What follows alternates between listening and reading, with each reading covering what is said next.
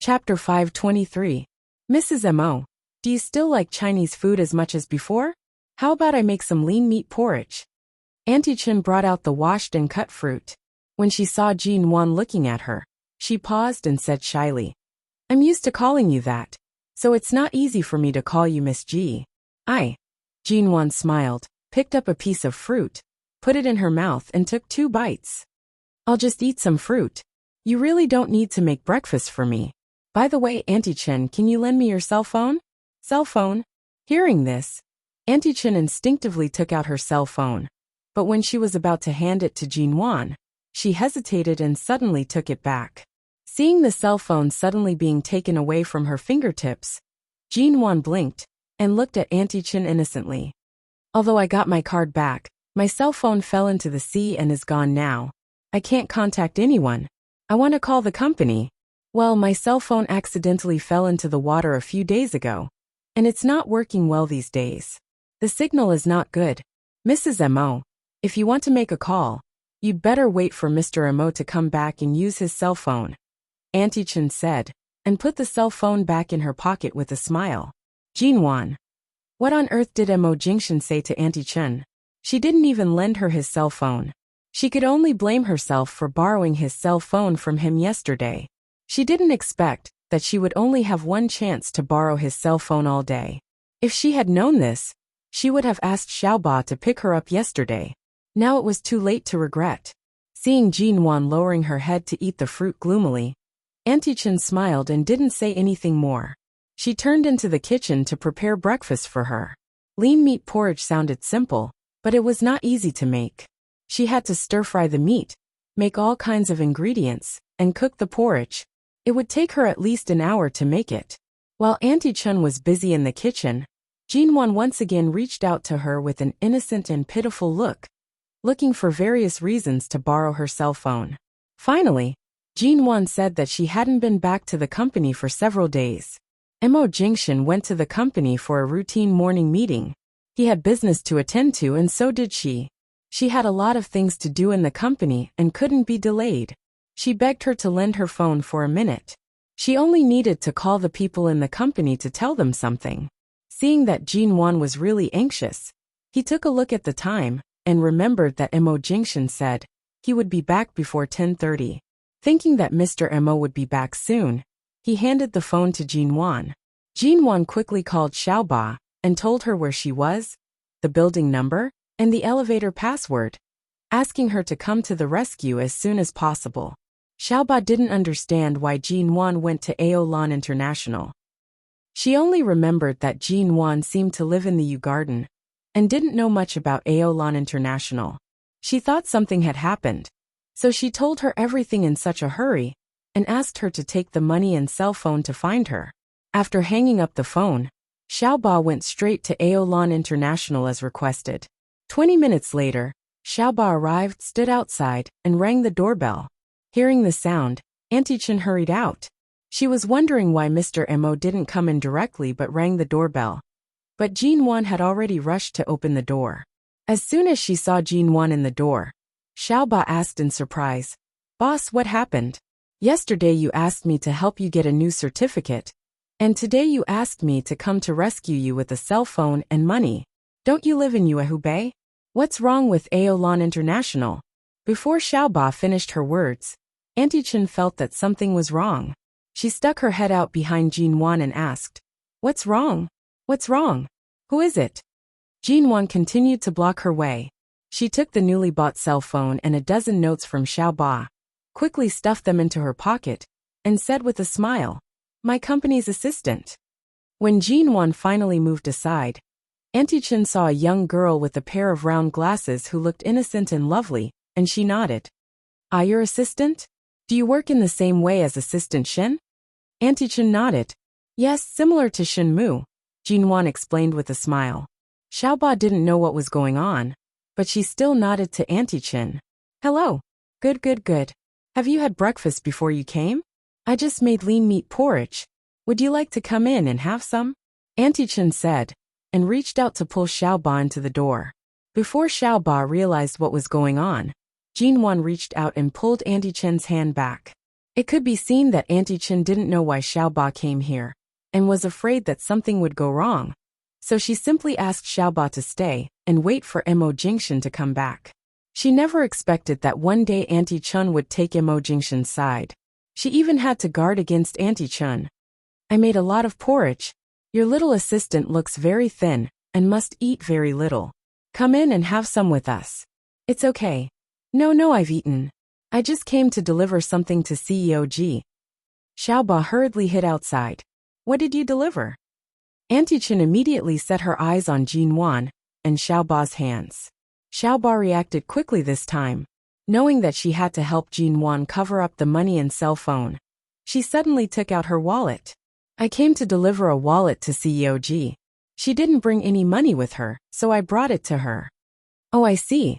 Auntie Chen believed her. She looked back at the time. It was almost 10:30. She took Xiaoba's hand and chatted for a while before taking her in for breakfast. After a few minutes of pulling and pulling, the elevator door opened. Footsteps could be heard approaching from behind little Mina. Xiaoba turned her head, looked at the man walking over slowly, and suddenly felt a bolt from the blue in her head. Mo. When Jin Wan saw Mo Jingshan, the fire of hope in her heart was instantly extinguished. Why did he come back so quickly? She hadn't even been able to get out of the room. Noticing the man's gaze, Jin Wan subconsciously looked away, turned around, and stood on the other side of Auntie Chen. Mo Jingshan had come behind Xiaoba. He must have just come back from the company. He was still wearing a black shirt and trousers, and his suit jacket was casually hung on the crook of his arm, looking noble and cold. In his other hand, he was carrying a pink bag, in which a delicate flat, long box could be vaguely seen. In the corner of the box, she could vaguely see XXX high-end women's lingerie. Was this the lingerie that Boss Missouri personally bought for their boss Nwan? Xiaoba's expression froze when she met Mo Jingshan's eyes. So this was CEO Mo's place? Boss had been staying here for the past few days. Chapter 524. Jinwan closed her eyes angrily. Good my ass. Didn't you see that your boss was almost under house arrest because of this reason? At this time, she still didn't forget to flatter Mo Jingshan and be infatuated with him. Glancing at Xiaoba's quick action of putting away the wallet, Mo Jingshan smiled indifferently. All right. Xiaoba's eyes widened. Boss Missouri spoke to her and smiled at her. He smiled and said good to her. The first time she spoke to Boss Missouri was in the hotel. At that time, she accidentally ran into him and Jin Wan. When she opened the door, she accidentally ran into COMO taking a bath. But he didn't look so good at that time. Now he was actually smiling. Seeing Xiaoba's eyes almost falling into a state of madness, Jin Wan. She realized that it was a big mistake to have an infatuated female assistant by her side. Auntie Chen looked at them. Seeing that Mr. Mo was back, she immediately smiled and turned to continue with her work as if relieved. Jin Wan stood in front of the door, stared at Mo Jingshan's smiling face, and gradually became expressionless with anger. She couldn't even go home if she wanted to. Mo Jingshan glanced at her, turned to walk in and said indifferently, Don't you want to come in and have a seat? Jin Wan looked at his back and then at Xiaoba. Xiaoba forcibly suppressed the excitement on her face and hurriedly waved her hand sensibly. No, I didn't know CEO G lived in your place. If I had known this was your place, I would never have come. Jin Wan. Well, I still have something to do in the company. Boss, you should try to win over each other. Get married again as soon as possible. I still have the vice president to take care of the company. Sister Xia has finished her confinement and can come to the company to help at any time. You don't have to worry about anything. Focus on your love. With that, Xiaoba took a deep breath at Mo Jingshan's back with a look of admiration, turned around, and hurried to the elevator, not daring to stay any longer. The corner of Jin Wan's mouth twitched. What the hell was she dating? It was not until the elevator door closed that Jin Wan glared angrily at the man who had walked inside. Mo Jingshan was upright and dignified. Even though the underwear in his hand seemed to be the one he bought for her, he didn't look embarrassed or guilty at all. Jin Wan walked over and glanced at the bag he had placed on the sofa. Sure enough, she didn't see wrongly. It was really underwear. Yesterday, Auntie Chen bought 2 sets of clothes for her. But there was only 1 set of underwear. Under normal habits, she would definitely change today. She didn't expect that he would buy these things for her after coming back from the company meeting. Jinwan pursed her lips. Why did you come back so early? Are all meetings so short? He said casually. It's a routine morning meeting. It won't be long. Oh, the meeting didn't last long. How disappointing. He didn't even give her a chance to slip away. Jinwan stared at him for a long while, and then slowly took a step back. She tried not to touch the pocket containing her new cell phone and money, so as not to attract his attention. She just turned sideways to ask, what happened to the 2 kidnappers that day? 1 dead and 1 injured. It's a gang crime. The other accomplices have been caught.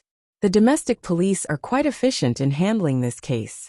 No wonder they were so arrogant, and so many police officers were dispatched. It turned out that there were more than 2 people. What about your car? Jinwan had a dark guess that Mo Jingshan had long wanted to change his car. He drove a car worth tens of millions into the sea without even blinking. The man glanced at her and asked indifferently, what kind of car do you like? Does it have anything to do with what kind of car I like? It's not my car that fell into the sea.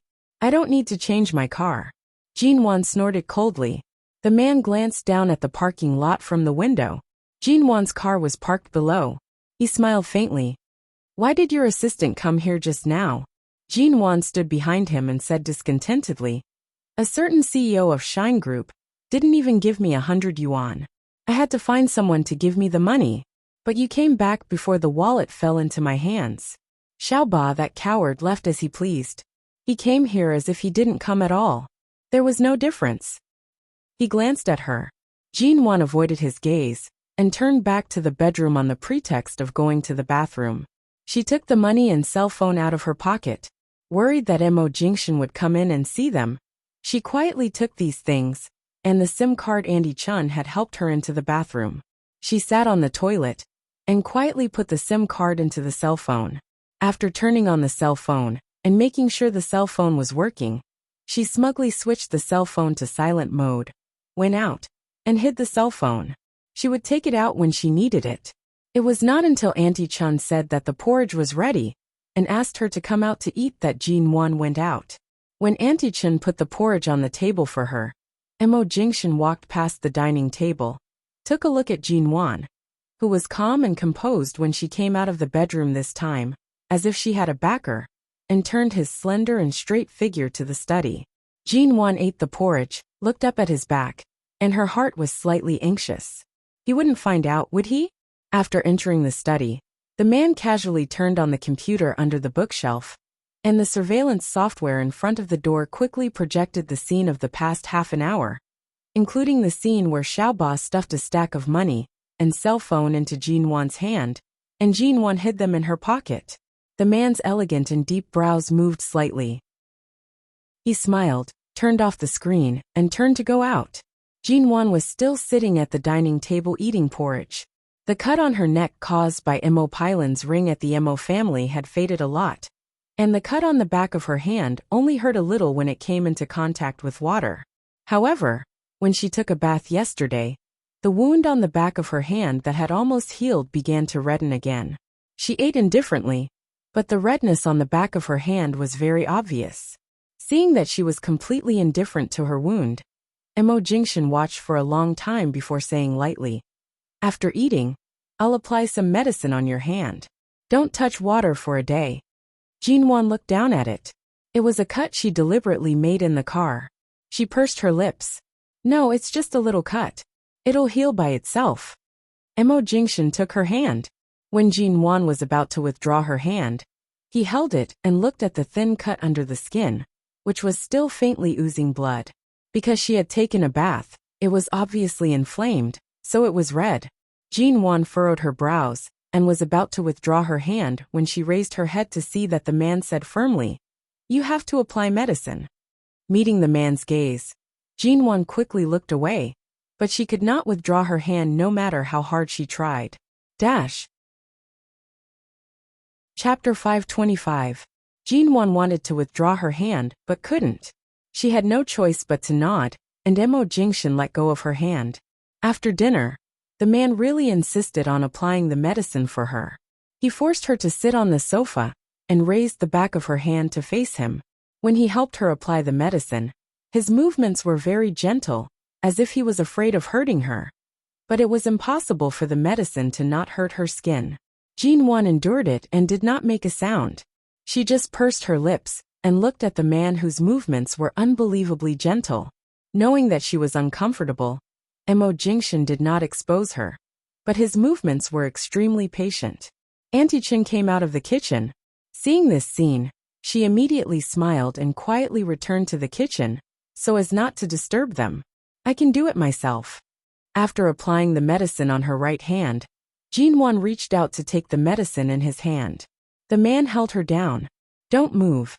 Jinwan looked at him and did not speak, but frowned impatiently. When the man finally let go of her hand, she immediately stepped back to keep a distance from him. Mo Jingshan unhurriedly put the medicine aside and looked at the woman, who was still a meter away from him on the short sofa. His handsome brows moved slightly. Don't be in a hurry to make your stand clear. I know how you feel. I'll give you time. It could be seen that Jinwan had let go of what happened 3 years ago, especially when the truth was right in front of her. She had to let go of it. But the ravine he had cut with his own hands was still there. In the past 3 years, she had grown up alone, and there were too many indestructible things in her character. She needed time. Jinwan took a look at him, did not speak, got up and left. She habitually closed the bedroom door and did not look back. Mo Jingshan got up, walked to the balcony of the living room, picked up his cell phone, and dialed a number. His dark and deep eyes overlooked the view of High City in the distance. The moment the call was connected, he said indifferently, 3 years ago, when I was in a coma because of the car accident, Jinwan was always in the hospital? On the other side of the phone, Qin Sighting was silent for a moment because of his sudden question. He said, except for being forcibly taken home by your mother, Ms. Wanzhou, for several days, she was almost always in the hospital. What does she do in the hospital every day? Of course, she was waiting for you. At that time, she had just had a miscarriage, and her physical and psychological condition was very poor. But she did not shed a single tear. She was so calm that it was scary. She just stood outside your ward every day. The doctor did not allow her to enter, so she stood outside the door like a fool. She did not make any noise, and when she was tired, she would sit on the chair outside the door for a while. When she saw a doctor coming out of the ward, she would stand up and ask you when you would wake up. Day after day, because they were not sure if you would wake up. Even your father and mother had to return to their normal lives. They could no longer stay in the hospital every day, but she just stood outside alone, separated by a door. She could not enter, but she refused to leave. Qin Sighting sighed as if feeling sorry for Jinwan. You know Jinwan better than anyone else. Before you divorced, you refused any of our advice, because you were afraid that you wouldn't be able to make up your mind after hearing this, right? Mo Jingshan's gaze was fixed in a certain direction outside the window. For a long time he did not speak. Qin Sighting. What? Jinwan is living a wonderful life now. She doesn't need to rely on you at all. Your woman is completely out of your control. Doesn't it feel good? Mo Jingshan, you're asking me all this now. Do you want to empathize with the pain she went through back then? You were in a coma at that time, and such a great pain forced her to hide all the regrets and sadness of the abortion in her heart, because nothing was more terrible than the news that you would never wake up. No matter what reason you had, the first thing you did when you opened your eyes was to divorce her. You didn't even give her a buffer time. I can't imagine how much she loved you. She even tried to persuade you to stay when you were cold to her. At that time, she would talk to everyone with a smile every day, as if you were the greatest motivation for her as long as you were alive, and no difficulties could defeat her. But in the end she still collapsed, and you were the executioner, weren't you? Seeing Mo Jingshan still didn't speak, Qin Sighting sneered again. Last time her friend came to the hospital to give birth, we chatted for a while, but she didn't mention a word about you. She wasn't even interested in you at all. In my opinion, it's hard for you to have any contact with her.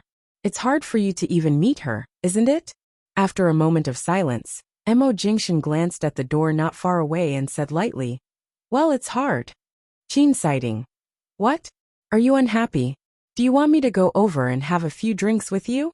Tell me your coordinates, and I'll cry with you for a while." Mo Jingshan was expressionless. Aolan International. Qin sighing sneered.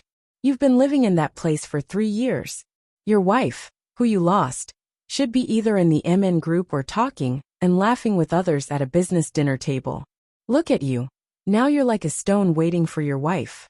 Who are you pretending to be?" Mo Jingshan didn't care about Qin sighting's sarcasm. He hung up the phone and turned his eyes to the closed door of the bedroom. Jinwan had been sleeping a lot these days. It was still noon.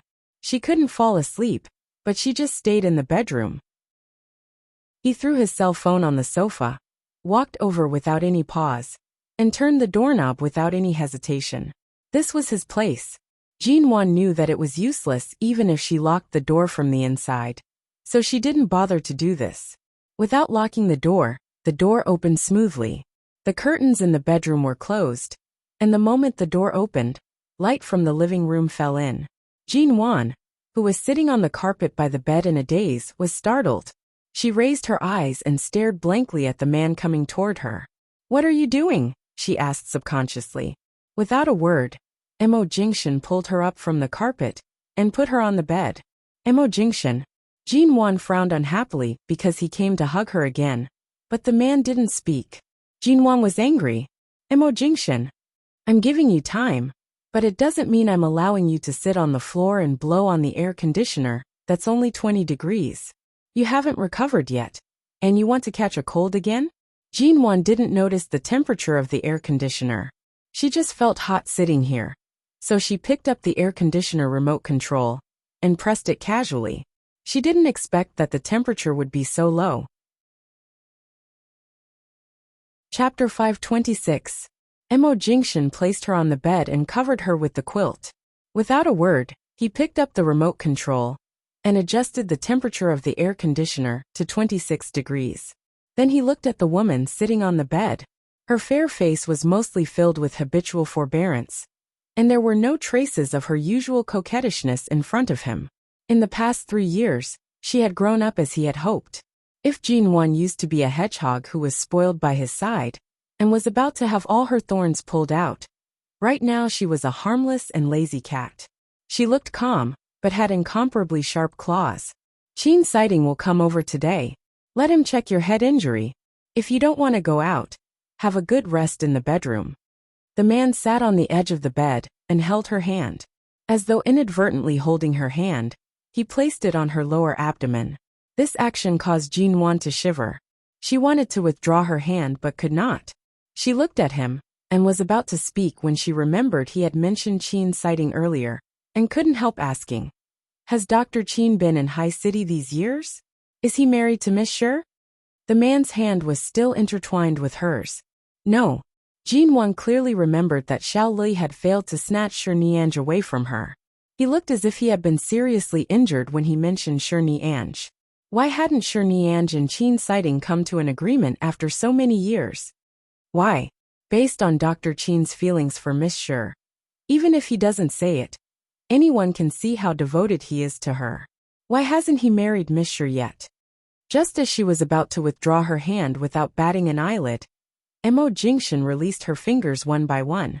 When she shrank back into the bed to guard against him, he curved his lips and raised his brows. "You already know that he's very loyal to his lover? It seems like you've been in contact with each other these years?" It sounded like the man was somewhat displeased. Although it was not obvious, Jinwan could feel it. She retracted her hand, which had just regained its freedom, and placed it under the quilt to avoid the man's touch. She curled her lips and said, "Dr. Qin has always taken good care of me since we were in High City. Later, he also took good care of me in Los Angeles. Aren't you good brothers? This so-called brother doesn't want this woman. Since he's not married, it's not too much to help take care of her, right?" The air around the man sitting on the edge of the bed instantly became colder than the air conditioner. He stared at her and seemed to be smiling, but his smile wasn't very happy. "You still have such thoughts about him?" Jinwan looked at him. Even though this man was looking at her without saying a word, his gaze was enough to make one feel as though they were sitting on pins and needles. Even though he was silent, he was still filled with an oppressive aura. She smiled again. For people like Dr. Qin, people who aren't familiar with him will only feel that he's too cold and unapproachable. But after getting to know him, they find that he has the qualities of a warm man. Besides, the profession of a doctor also adds a sacred halo to him, making people instinctively want to get close to him. He has always taken such good care of me, even though the two of us rarely contact each other. I was the one who took the initiative to call him after returning to China. Speaking of which, he's also an old friend whom I haven't blocked all of my contact numbers. Mo Jingxian was expressionless. You're so interested in him? Jinwan casually folded her hands under the quilt and casually played with her nails. She said slowly and casually. Originally, I thought that since he has been entangled with Shi Niange for so many years, I didn't have too many thoughts about him. But today, you said that he's still unmarried. Maybe I can take the opportunity to throw an olive branch of love at Dr. Qin. Maybe there's really a chance between us? Mo Jingxian's voice dangerously dragged out. There's no chance between the two of you. Why not? Isn't it easy for a woman to pursue a man? Based on my methods, it's not that easy to pursue a man. No chance. If I haven't tried, how do you know there's no chance? Jinwan continued to smile. The man by the bedside stared at her with an indifferent expression. His gaze was unkind. However, Jinwan appeared as though she did not see it. Her eyes shone with interest. Didn't you say that Dr. Qin would come today? In a while, I'll let you see if there's a chance between the two of us. Mo Jingxian unhurriedly raised his handsome brows, calmly watching her. Did I give you too much time to calm down, causing you to think about all these messy things? Jinwan also raised her brows. Her gaze seemed to carry a smile, but it was like a hidden cat's claws that revealed a sharp tip. Weren't you the one who talked about Dr. Qin first? Mo Jingxian. If you mention his name again, I'll make you cry on this bed until you can't stop. You can try.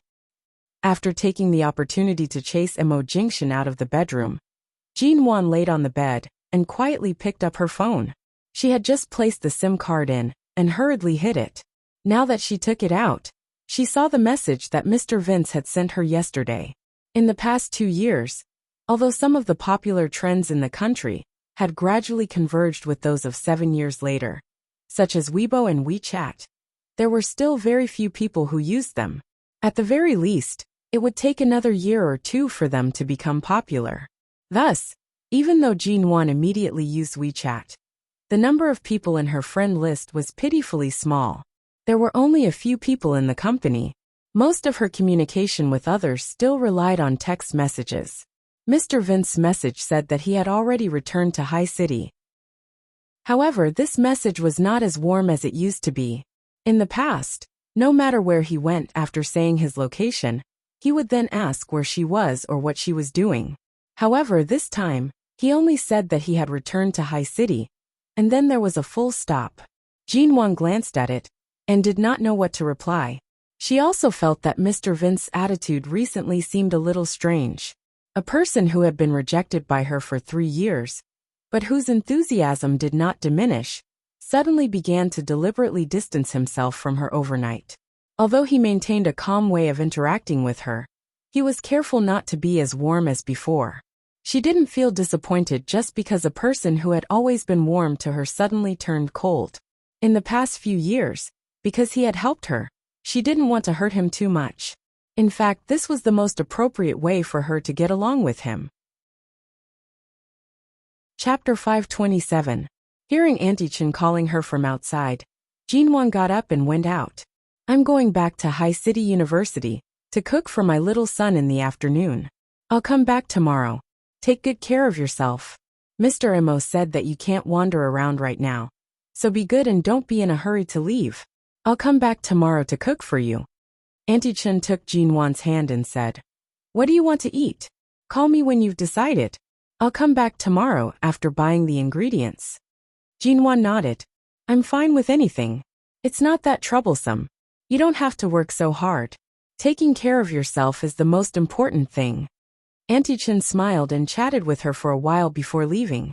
Jean Wan went to the kitchen to pour herself a glass of water. She was about to return to the bedroom when she suddenly heard a knock on the door. She paused.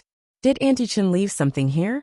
Jean Wan quickly walked to the door, holding the glass of water in one hand and opening the door with the other. However, the moment she opened the door, she was stunned to see that the person who came in was Qin Siding, who had taken off his white coat and was wearing a white shirt and black trousers. The moment Qin Siding saw Jean Wan, he thought he had seen wrongly and took a step back. He raised his eyes to look at the door number and then shifted his gaze to Jean Wan's face. Qin Siding. Why was Jean Wan here? This is King Aolan International. At this moment, the door of the study opened and Mo Jingshan came in. Before Jean Wan could say a word to Qin Siding, he reached out to take the 2 bottles of good wine from Qin Siding's hands and then slammed the door with a pung. Jean Wan stood by the door. What's going on? Wasn't that Dr. Qin? Mo Jingshan's expression was cold. You saw wrongly. He's just a wine delivery man. Qin Siding stood by the door. But didn't you say Dr. Qin would come today? That man was clearly him. No, is Qin Siding that ugly? Jean Wan. Qin Siding, who was still standing outside the door, but had heard their conversation through the door. Jean Wan glanced at the 2 bottles of wine in Mo Jingshan's hands and paused. She subconsciously turned back to look at the wall in the living room. 3 years ago, she had bumped into the wine cabinet, and all the precious wine inside had fallen out. She had drunk quite a lot of it. In the following years, Mo Jingshan didn't put any bottle of wine in his apartment at Aolan International. He even removed the wine cabinet and replaced it with a shelf for documents. Mo Jingshan's phone rang almost at the same time. He did not need to guess to know it was Qin Siding, whose expression was as black as the bottom of a pot. He glanced at his phone and switched it to silent mode. Jean Wan was still absent-mindedly staring at the wine cabinet that had turned into a table shelf. She turned to see the man with a strong aura throw his cell phone on the sofa and meet her eyes. It could be seen that he really did not intend to let Qin Siding in. It's rare for Dr. Qin to come here on vacation. He must have something to talk to you about, right? Jean Wan harbored a deep sense of guilt toward Qin Siding. She felt that she should do something. Otherwise, it would be too unfair to just lock him outside like this. He glanced at her and unhurriedly placed the wine aside. When he glanced at the year written on the 2 bottles of wine, he took the time to casually reply. What did I say earlier? You dare to mention a single word about him? Jean Wan glared at him. She felt that facing a man who had not touched meat for 3 years, anything he said would definitely have a certain degree of threat. How infuriating. Seeing that there was no longer any movement outside, Jean Wan rushed into the bedroom. She had just taken out her phone from under the pillow when she saw a message from Qin Siding. Qin Siding? ? Jean Wan's lips twitched. She rushed to reply. I'm sorry to call you Dr. Qin. Today's incident was purely an accident. Qin Siding. How could Jean Wan dare to tell him the words she had casually said to Mo Jingshan? Faced with his speechless expression, she could only send a few question marks. She wanted to cry but had no tears as she replied to him. There was a misunderstanding earlier. Several minutes later, Qin Siding had probably already gone downstairs. He sent another message. Why are you at Aolan International? Jean Wan's mind was filled with guilt for accidentally hurting Qin Siding. She did not carefully look at his message with question marks and continued to reply. I'm sorry, Dr. Qin T_T. After I leave this place, I'll definitely apologize to you properly. Qin Siding. These 2 lunatics. This old man had specially brought 2 bottles of good wine to watch Mo Jingshan cry. In the end, the moment he arrived, he saw Jean Wan running to open the door. Was this not enough? She even said he was ugly. Damn it. After staying at Aolan International for another night, Jean Wan originally wanted to find an opportunity to enter the study to check if the air conditioner was really broken. If it was really broken, why did Mo Jingshan not call anyone to fix it? In the end, she could not find an opportunity. At night, Mo Jingshan once again entered the bedroom to sleep on the floor. Looking at the man lying on the floor, Jinwan quietly hid the phone hidden under the pillow deeper. Thankfully, she had turned it off an hour ago. The man's eyes were closed. Even though he was sleeping on the floor, his posture was dignified and elegant, as though he was sleeping on a limited edition mattress. He did not speak up because of her stealthily reaching her hand under the pillow. However, when Jinwan carefully rolled over with the quilt wrapped around her, the man's lips silently curved in an indulgent smile. The next morning, Mo Jingshan did not have a morning meeting. Auntie Chin came over early to cook. As they were eating, someone knocked on the door. The knock at this time was very sudden. No one else would come to Aolan International. Jinwan also felt it was strange. She turned to see that Auntie Chen had already gone to open the door, so she continued to sit by the dining table without moving. However, after opening the door, she vaguely heard Auntie Chen's voice. Okay, please wait a moment. Auntie Chen turned and quickly walked over to say, Mr. Mo, there are 2 police officers. They seem to be special police. They say they have something to discuss with you. Hearing the word special police, before Mo Jingshan could speak, Jinwan had already stood up and walked over. When she arrived at the door, she saw Yen Ge and another person dressed in a police uniform standing outside. She immediately asked in surprise, Yen Ge? How did you find your way here? Yen Ge was clearly surprised that Jinwan would be here. He paused for a moment before saying, Sister Nguyen? Previously, after you were kidnapped by the kidnappers, the police were unable to contact you. We found this place through some channels and wanted to come here to give a statement. But why did you? Before Yen Ge could finish speaking, Mo Jingshan's tall and cold figure had already walked out. The moment he saw Mo Jingshan, he realized that Jinwan seemed to have been staying here for the past 2 days. Yen Ji's eyes instantly widened. What exactly is his relationship with you, Sister Nguyen? Mo Jingshan stood by the door expressionless. The woman in front of you is my ex-wife. Chapter 528. Jinwan immediately turned back to glare harshly at Mo Jingshan. Mo Jingshan's unperturbed gaze swept over her, as though saying, What's the problem? Jinwan. Ex-wife? Yen Ge was so shocked that even the short hair on his head stood straight up. He stared in disbelief at the man behind Jinwan. So the last time they sat together to eat beef noodles, they already knew each other. Furthermore, they were in such a relationship as ex-wife and ex-husband. It was no wonder that even though they knew each other, they pretended not to know each other. It seemed like the 2 of them did not get along well after their divorce. Since that was the case, after 2 days of investigation, they learned that this man was Mr. Mo. That was why the housekeeper at the Mo family previously addressed her as Mrs. Mo. Yen Ge felt as though a huge case had finally been solved. He scanned Mo Jingshan up and down several times. Mo Jingshan calmly and coldly glanced at him. Should a police officer, who comes to take a statement, have this kind of gaze and attitude? Hearing this, Yen Ge immediately put on a stern expression. He glanced at him awkwardly, and then turned to Jinwan, who was standing speechlessly by the door.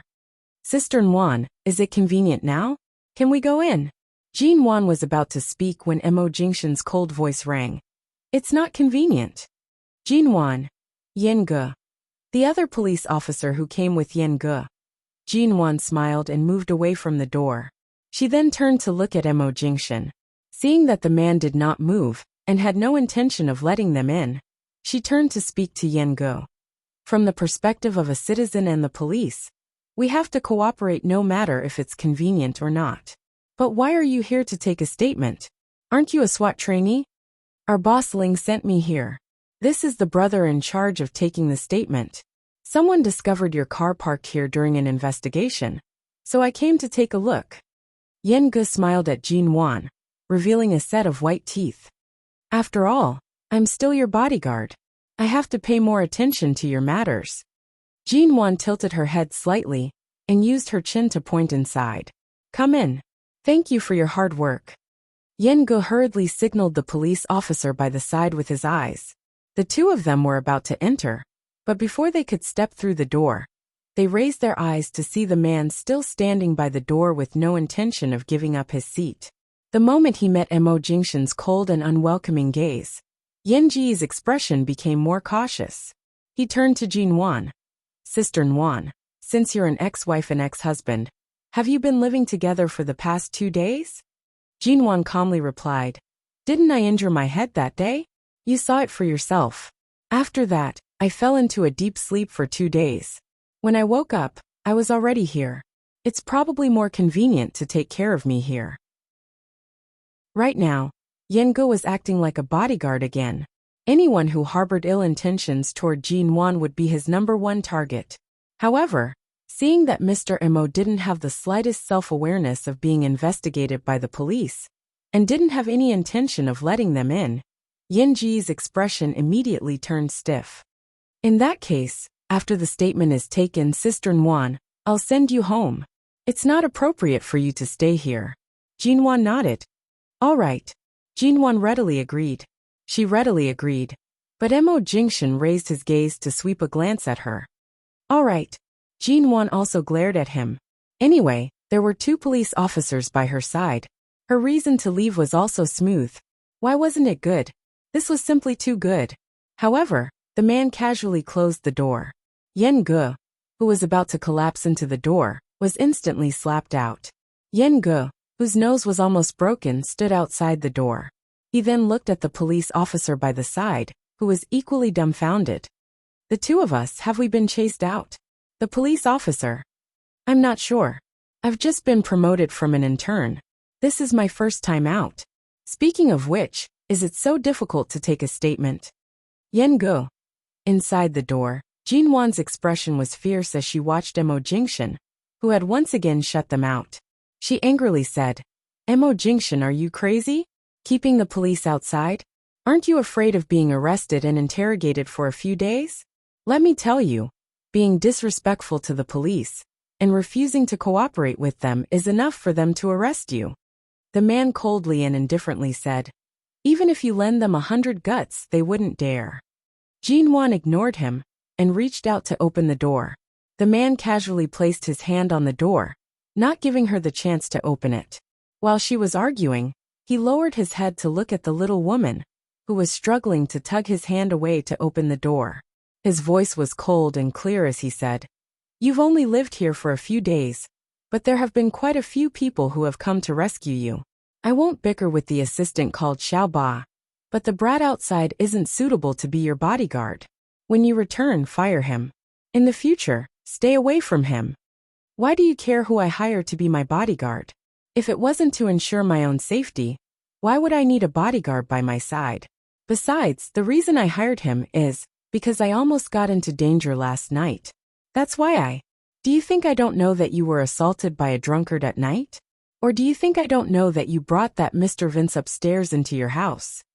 The man's tone was indifferent to the point where there was almost no warmth. However, it was clear that when he mentioned Yan Ge and Mr. Vince, who she had barely contacted recently, his eyes were clearly filled with displeasure. Jin Wan's gaze faltered. She abruptly glared at him. You sent people to follow me? The man lowered his eyes to look at her. If secretly arranging 2 bodyguards by your side counts as following you, you can think of it that way. Jin Wan was momentarily speechless. Did he arrange for people to protect her without her knowing? She had been so busy after returning to the country that she did not pay much attention to such matters.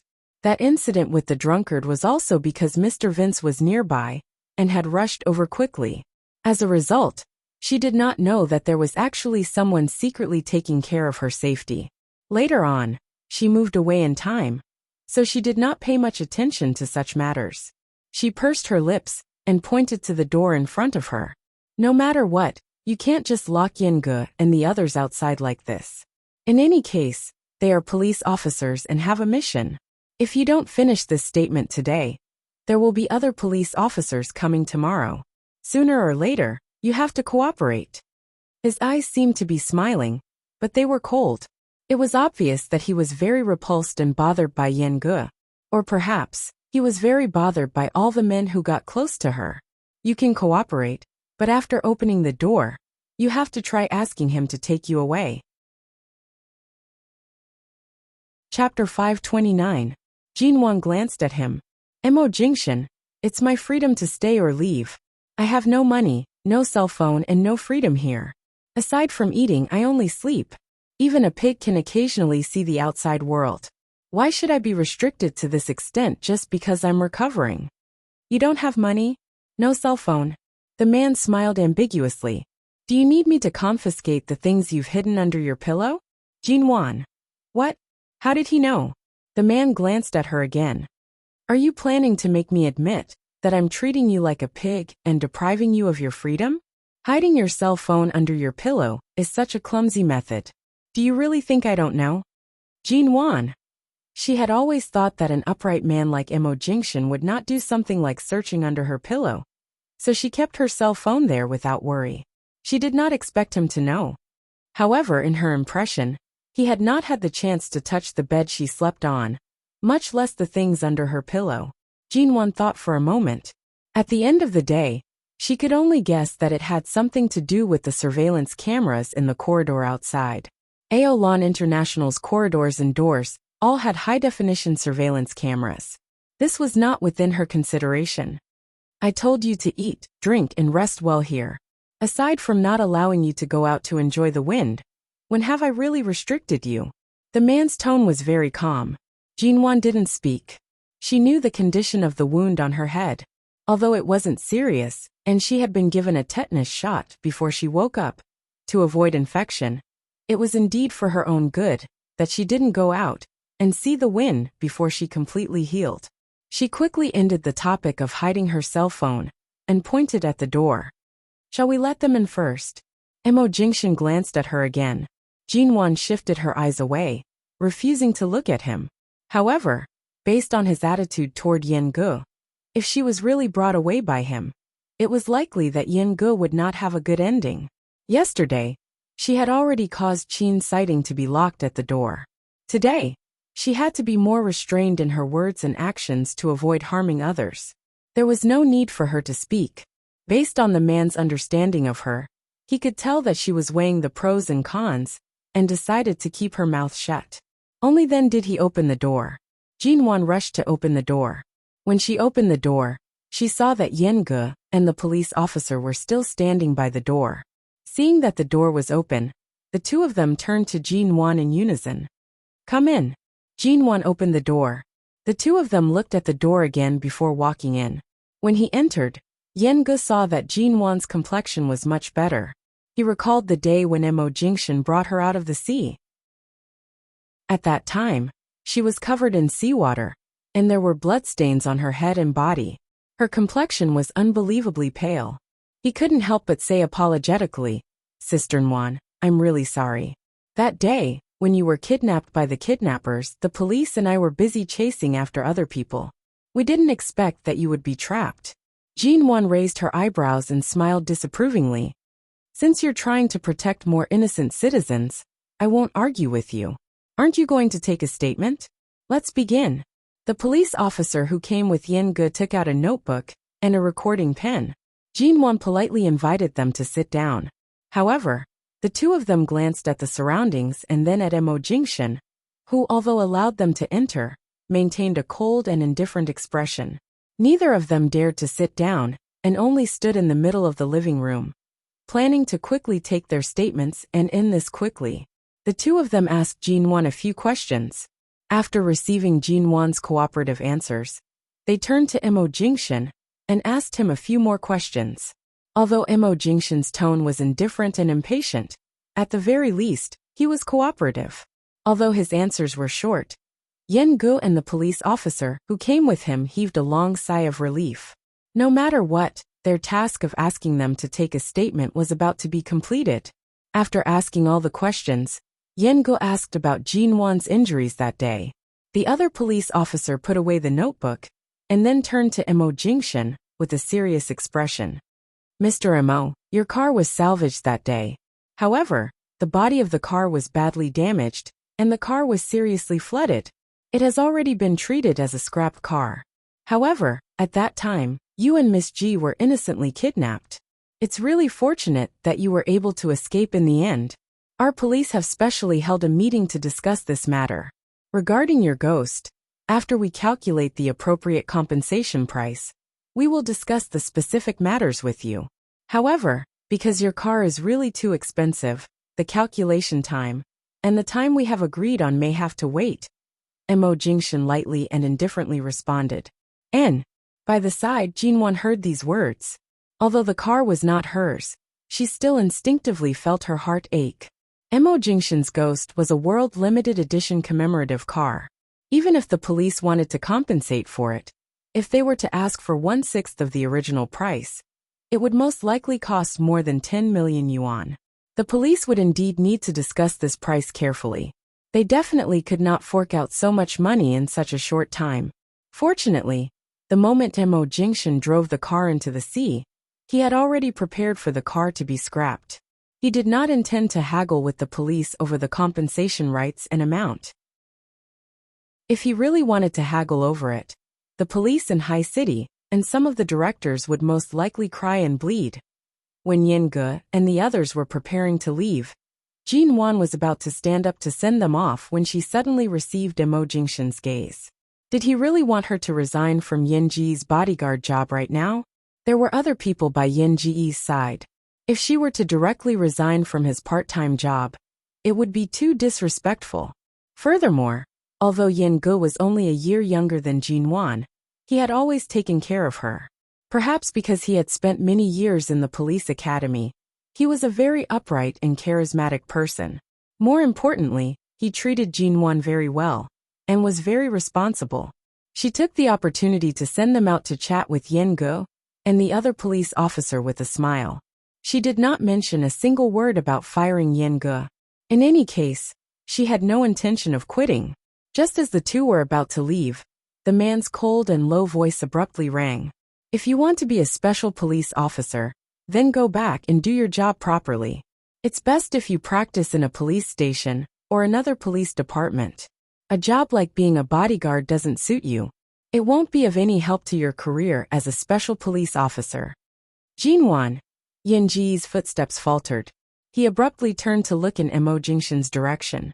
Before he could speak, Jinwan had already quickly grabbed his arm and led him out the door. Seeing Jinwan tugging Yin Ji's arm out, Mo Jingshan's expression darkened. When they reached the door, Jinwan raised her hand and gestured for Yin Ge to keep quiet. Go back first. I'll tell you when I return to the company. Chapter 530. No, things haven't reached that stage yet. Jinwan consoled him. That's right. You've been fired. The man's calm and clear voice rang by the door. Jinwan abruptly turned to glare at the persistent Mo Jingshan. The man had one hand in his pocket and did not give Yin Ge any chance. His expression was indifferent, but his voice was as clear as his features. What are you talking about? The police officer beside Yin Ge asked curiously. Yin Ji's expression immediately darkened. He was about to flare up when Jinwan rushed to tug on his wrist, using her gaze to indicate for him to leave first. Yin Ge was clearly unconvinced. For someone like him who had grown up in the police academy and the special forces, even though he knew Mo Jingshan was above him, his unwillingness to submit was still evident. Jinwan glared at him in warning and poked his arm. Yin Ge suppressed his anger and glanced at Jinwan with a heavy expression. Jinwan gave him several glances. Yin Ge endured it and stiffly turned to enter the elevator with the policeman. Only when the elevator brought the two down did Jinwan turn around. She raised her eyes to meet the man's gaze. This brat has only been your bodyguard for less than a month. His feelings for you are already so deep that he needs to exchange glances with you for half a day before he's willing to leave. The man looked at her. His voice was mild and displeased. Wasn't it too obvious that the vinegar jar was overturned? Jinwan composed herself. Her red lips curved into a smile as she tilted her head to look at him. She spoke with some pride. This is probably the charm of a person. In the past, when Feng Ling was by my side, weren't there many people who said that she was cold, unwilling to get close to others, and never made friends? But not long after, didn't our relationship become very good? Mo Jingshan's elegant brows moved slightly. She was speaking the truth. Jean Wan's personality was not particularly flamboyant, nor was she particularly reserved. She was not deliberate at all, but she had a unique charm that made people instinctively like to get close to her. Jean Wan gave people a comfortable feeling. This was Feng Ling's evaluation of her. In the afternoon, the doctor came to check the wound on her head and confirmed that after days of careful care, the surface of the small bruise on the top of her head had healed a lot.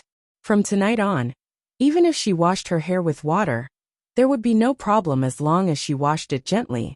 Hearing this, Jean Wan immediately felt that her head was no longer itchy and uncomfortable. These days, she had to wear a waterproof head cover when she showered every day, and could only wash the lower half of her hair. As for the top of her head and the injured scalp, they had not been soaked in water for several days. No matter how clean it was, she was still not used to it, and was especially itchy. When the doctor left, Jean Wan didn't need to stay up until night. She rushed into the bedroom and then the bathroom. Finally, after washing her hair from the roots to the ends, she came out looking refreshed. She picked up the bag of lingerie that Mo Jingshan had bought for her, opened it, and her expression immediately darkened. Last night, she was still wondering how a man like Mo Jingshan, with his status, managed to buy her underwear. Who would have thought? What's wrong? The bedroom door was suddenly opened. Seeing Jean Wan's dark face, Mo Jingshan asked. Jean Wan held a set of underwear in her hand and squinted at Mo Jingshan. What kind of taste do you have? When have I ever worn underwear of this color and this type? Mo Jingshan looked at the two things in her hand. Not only were they bright red, but they were actually of a pathetically small style of sexy underwear. And they were very interesting. She basically couldn't wear them inside in daily life. Even if she wore them, she wouldn't be wearing them at all. Mo Jingshan. This underwear was definitely not of low quality. After all, Mo Jingshan had bought it in a commercial street near the company. The brands that could be opened in the nearby commercial street were either luxurious or expensive. Mo Jingshan didn't have many opportunities to buy things in person, and in the past 3 years, he had even fewer opportunities. He remembered Jean Wan's habit after showering every day, and knew that there was only a set of underwear in the clothes that Auntie Chen bought for her. To prevent her from making excuses to leave, he left the company after the meeting, casually strolled along the commercial street, and stopped in front of a lingerie store. He really hadn't studied women's underwear much. He only told them Jean Wan's size, and asked the shop assistant to pick 2 suitable pieces to wrap and bring them to him. However, he didn't expect that when those young female shop assistants saw a man wearing a suit and tie, and exuding the aura of a superior running out to buy women's underwear, they completely misunderstood him. They thought that he was trying to have some fun, so they specially chose 2 sets of this type. Mo Jingshan glanced at the 2 pieces of fabric in her hand. I only told the shop assistant the size. I didn't expect that they would bring out this type. When it came to sizes, no one knew her underwear better than Mo Jingshan. Jean Wan's face burned suspiciously, seeing that the man was still calm and didn't have the slightest bit of guilt. It seemed that he really didn't deliberately buy it. However, she couldn't help complaining. What kind of mentality do shop assistants have these days? Don't tell me they think that you're keeping a third-rate little star as a mistress, and are trying to do something sexy for you? Mo Jingshan smiled. He also didn't expect that these young ladies who worked as shop assistants would let their imaginations run wild. However, although the color of this underwear was a little gaudy, based on Jean Wan's figure and appearance, she would be able to handle it. Mo Jingshan couldn't help but imagine the scene of Jean Wan wearing this set of underwear. His lower body could already faintly feel the blood rushing down. Later, I'll have Auntie Chen buy 2 more sets for you. Then what should I wear now? The man was quiet for a few seconds. Why don't you feel wronged? Wear this first. Jean Wan.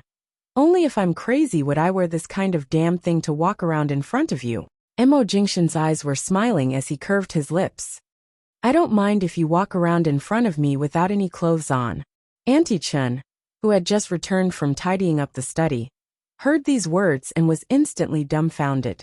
She then quickly entered the study to continue tidying up, trying her best to act as though she was invisible. Jean Wan was annoyed. Right now the sky is still bright. I'll go buy it myself. The man glanced at her. How are you going? Jean furrowed her brows. The doctor said that the surface of the wound on my head has already healed. I can touch water and go out to see the wind. There shouldn't be any problems. I'm not used to having others buy this kind of thing for me. I'll go buy it myself. Speaking up to here, she paused. She recalled that after showering, she had already washed the set. Right now, if she were to use a hairdryer to dry it, it would take at least half an hour. She couldn't just go out without wearing anything inside. The man could easily see through her thoughts from her expression. He smiled ambiguously, clearly patiently waiting for her to put on this set before going out.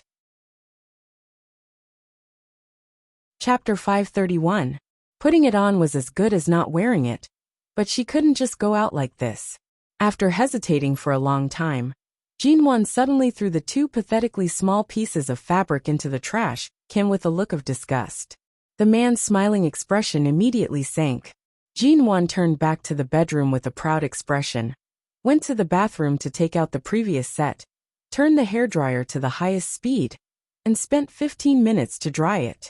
Then she quickly put it on and came out clean. Mo Jingshan's well-defined fingers gently tapped the back of the sofa. Looking at Jean who had already put on everything and came out, his elegant and deep brows moved slightly, and he said casually, "You can't wear the other set either?" Jean said unhappily, "The other set is black, and the style and fabric are no different from this one. Anyway, she would never wear it." But she knew that this brand was very expensive. The red set had already been opened and taken out. As for the black set, she should ask Auntie Chen to find a chance to return it and exchange it for some money. After all, it was worth several thousand yuan, enough for Auntie Chen to pay for half a year's tuition for her youngest son. There was no need to throw it away. It's raining tonight, and there are still 3 hours before evening. Are you sure you want to buy it yourself in such a short time? The man's tone was extremely indifferent. Although the wound is fine, I can't go too far. I can only stroll in the nearby commercial streets. All right. There is a department store nearby, and there are several commercial streets nearby. It's enough for me to stroll around. She could finally come out to breathe a breath of fresh and free air. As soon as she came out, Jean felt that she didn't want to go back. In the department store near Aolan International, Jean not only bought 2 sets of underwear for herself, but also bought a variety of other clothes and necessities. After all, she hadn't gone shopping for some time. If it weren't for this place, she would have been so busy that she wouldn't have the time to go shopping. Rather than saying that Auntie Chen followed her and helped her carry things, it was more like Mo Jingshan sent Auntie Chen to follow her to prevent her from running around. Mo Jingshan did not go to the company today. Earlier, Shen Mu had brought some things for him to sign, so Mo Jingshan did not come in. He had Auntie Chen accompany Jean to buy them. There were many situations in which a woman bought clothes. Some people shopped all day but didn't buy much, but Jean was different. It didn't take her 3 hours at all. She only spent an hour to buy a lot of clothes. She bought whatever she saw that caught her eye. She came out to buy things, not to shop at all. In the past few years, she had been like this even when she was out shopping. She didn't have the time to pick and choose. Her skin and figure weren't very picky about clothes. Any style on her was more beautiful than a model's drawing, so she just took whatever she liked. She didn't have the leisure to compare or try it on. Wrap this up for me, thank you. Although it's the end of summer, and it's still very hot, it's going to be autumn soon. Is this trench coat this year's new style? Not bad, wrap this up too. The material is very soft. It should be very comfortable to sleep in. Wrap it up. Does that pair of shoes have high heels? Oh, these sunglasses are good. After shopping, Jean carried 2 bags in each hand, and Auntie Chen followed behind with a few bags. Jean didn't want her to help, but she insisted. Knowing that Auntie Chen was sent by Mo Jingshan, she was more or less unhappy that Auntie Chen was on Mo Jingshan's side, so she let her carry. Anyway, although there were a lot of things, they were not very heavy. At the cashier, Jean habitually wanted to take her card, but her hand suddenly paused in the air. Only then did she remember that she had no money now. When she went out, She was in such a hurry that she even forgot to take the dozen notes and cell phone under the pillow. Not to mention that it was not enough even if she took it. The staff at the cashier had taken the payment forms for the things she bought and set a number. Jinwon didn't deliberately buy anything too expensive, but in this shopping mall, any piece of clothing would not be cheap. The total value of these things added up to more than 6 figures. Mrs. Mo, you didn't bring money? Seeing Jinwon's expression was a little embarrassed, Auntie Chen stood by and asked in a low voice. Jinwon pursed her lips. For a moment, she wanted to ask Auntie Chen to pay for it and return it to her later, but Auntie Chen's family was ordinary, and there were many poor relatives who borrowed money from her. Her youngest son was in high city and needed money to go to college. How could she have so much money in her card? Jinwon didn't ask. What if she didn't buy it? She was hesitating awkwardly whether to send the clothes back to the various brand stores when a slender and well-defined finger suddenly appeared in front of her, handing over a black bank card. Jinwon turned to see Mo Jingshan's calm face, and her embarrassment immediately disappeared. She subconsciously muttered, "It feels so bad to have no money, no card, and no cell phone." Mo Jingshan looked down at her and smiled casually. "Don't you still have me?" With that, before Jinwon could speak, the man put a white outdoor cap on her head. Jinwon raised her eyes only to find that most of the light was blocked by the brim of the cap. She could only look up at the man who was much taller than her, and her eyes were full of obvious questions. "Why are you here? If you want to go out these days, try to wear a cap. Although the skin on the surface of the wound has healed, it's better not to be exposed to the wind." The man looked at her wearing a hat and raised her head like a primary school student. His lips curved into a gentle arc. He paid for the cap, took the 2 bags of things from Jinwon's hand, and took those from Auntie Chen's hand. Seeing that Mr. Mo was so patient and indulgent to Jinwon, Auntie Chen smiled sincerely. In the past, she rarely went out with them in the Garden, so she didn't know their relationship and development. In the past, Grandfather Mo asked her to keep an eye on them and report to him whether their married life was harmonious or not. That feeling was different from now. After these 2 days in Aolan International, she felt that Mr. Mo really treated Jinwon differently from others. And now she felt that both Jinwon and Mr. Mo were rare beauties in the world. Walking side by side like this, people would turn their heads to look at them. Moreover, CEO Mo was usually such a noble and indifferent person. He would personally buy Jinwon underwear and take the time to go shopping with her. Even though Jinwon had never been nice to him, he still doted on her, as if everything was so natural and right. Chapter 532. To Auntie Chen's surprise, after she went to the supermarket to buy various ingredients in the afternoon, Mo Jingshan asked her to leave. Auntie Chen asked what about dinner? Mo Jingshan said he would cook. So when Auntie Chen left, she still looked incredulous. When she was in the Garden, she had never seen Mr. Mo enter the kitchen, but when she saw Mr. Mo washing vegetables just now, she felt that he seemed to be very good at cooking here. She really didn't expect that Mo Jingshan, who was usually the most noble, cold, and indifferent person in everyone's eyes, would actually cook dinner for Jinwon. But Jinwon, at this moment, Jinwon was holding an iPad that she bought in the mall today in her bedroom. iPads were no longer uncommon in the future, but this year, they had just become popular. She lay on the bed and watched movies on the iPad, acting as if nothing had anything to do with her. All she did was eat and sleep, like an ingrate. However, Mr. Mo completely indulged this ingrate and let her be happy. Auntie Chen silently looked at Jinwon lying on the bed and remembered that in the months after she and Mr. Mo returned from the United States 3 years ago, Mr. Mo didn't come home every day, but Jinwon stayed at home every day, waiting for him to come back. She remembered that once, because she thought Mr. Mo would definitely return to the Garden that day, Jinwon specially cooked a table of delicious food for Mr. Mo. But that night, Mr. Mo still didn't come back, and didn't even answer Jinwon's phone call.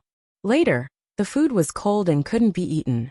Jinwon sat at the table alone, and ate the cold food silently. At that time, Auntie Chen didn't even dare to say a word to persuade her. She just felt sorry for her. Thinking of this, the thought of feeling indignant for Mr. Mo suddenly disappeared. Instead, she smiled. In fact, it was quite refreshing to see Mr. Mo, such a cold and arrogant person, compromise little by little for Jean Wan. Even after Auntie Chen left, Jean Wan was still watching the iPad on the bed. The room was very quiet, and only the sound of the movie could be heard. At this time, she was watching a very ordinary movie that had just been released, but in recent years, there weren't too many good movies in China. They were all made by some veteran directors, and some were not funny.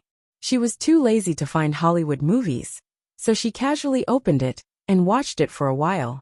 His acting was a mess, and he wasn't paying attention at all. It had been a while since Auntie Chen left. Jean Wan finally turned off the iPad, threw it aside, got up and walked out. Hearing the sound of the kitchen, she thought for a moment and went in. The man in a shirt and trousers was standing by the cupboard. The sleeves of his shirt were rolled up, revealing his muscular forearms. She leaned against the kitchen door and watched the man wash or cut the vegetables while preparing dinner. Her eyes seemed to be covered with a layer of mist. In these 3 years, she had never thought that such a day would come. Why don't you continue to watch your movie? The man was cutting vegetables and didn't look back, but it was obvious that he was talking to her. Jean Wan was still leaning against the kitchen door. Earlier, before Auntie Chen left, she hid outside the bedroom door and stared at me for a long time. She must have felt that it was too much for me to let Boss Missouri cook dinner without even helping. Mo Jingshan's hands did not stop moving. Watch your movie in peace. I'll call you when dinner is ready. Jean Wan thought of the extremely boring movie just now. It was better to stand here and watch Mo Jingshan cut vegetables than to watch that kind of movie. Noticing that she did not leave, Mo Jingshan turned on the tap to wash his hands and slowly wiped them. Do you really want to help? Jean Wan did not speak. She was just saying that. After being locked up here for several days, the resentment in her heart had not dissipated. Standing in the same apartment with him was already very irritating. She did not really intend to go into the kitchen. After all, no matter how big the kitchen was, it was still a relatively small space. She would certainly not take the initiative to go in. But Auntie Chen had bought too many ingredients.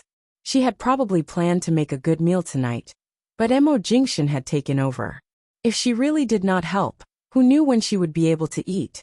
Her gaze swept over the pile of ingredients on the cupboard, and she walked over.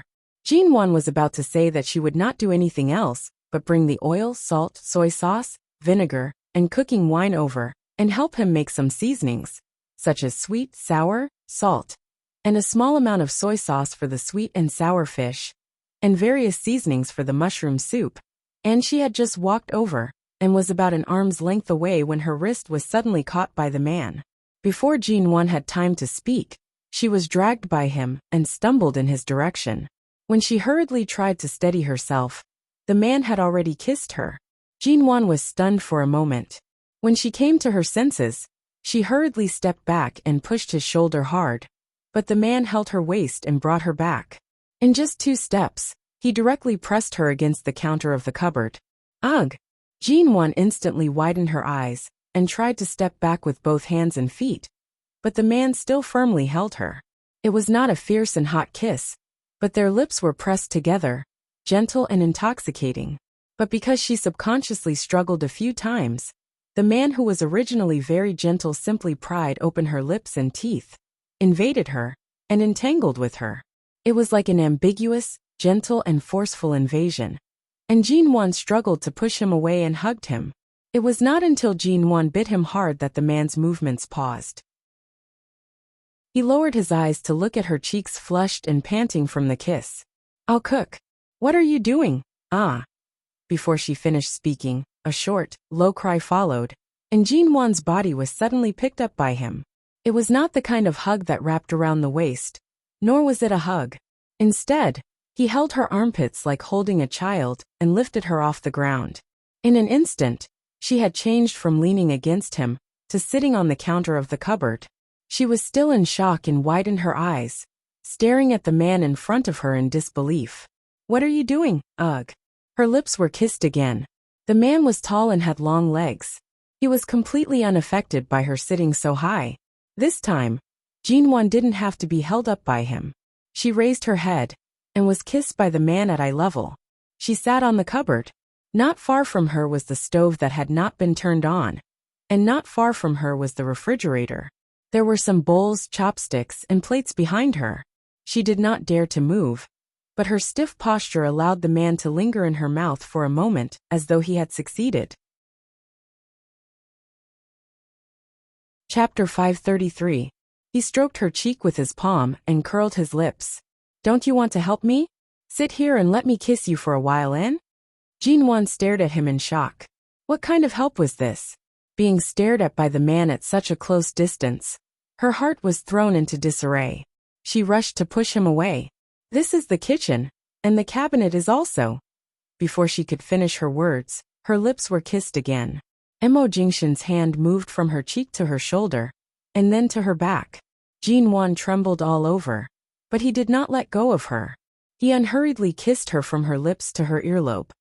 "Obediently stay here, and let me kiss you. That's the biggest help." Jinwon's eyes seemed to be covered with a layer of water from the kiss. She finally focused her gaze on a certain point on the kitchen wall. The man's hand had already reached over. She immediately shivered and cried out in anger. "Mo Jingshan! Jinwon!"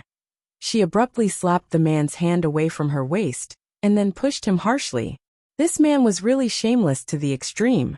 Jinwon felt that she had never seen him so shameless in her 2 lives.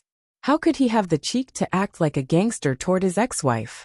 However, before she could scold him in anger, the man's kiss landed once more. It was gentle and suppressive, and the kiss was heavy. It was not until a strange and awkward sound came from Jinwon's stomach that the man finally stopped kissing her. The darkness in the man's eyes had not disappeared. It was clear that he did not want to stop with a simple kiss. However, Jinwon's stomach was too hungry, and it had already begun to protest. Jinwon was angry and embarrassed. She rushed to get down from the cabinet when he let go of her. But her feet were still some distance from the ground.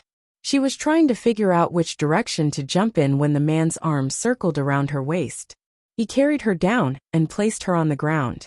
This time he quickly let go. Just as Jinwon was about to fly into a rage, his brows moved slightly. "If you want to eat early, go back to the bedroom to watch your movie. If you stand here, you'll only affect my progress of making dinner.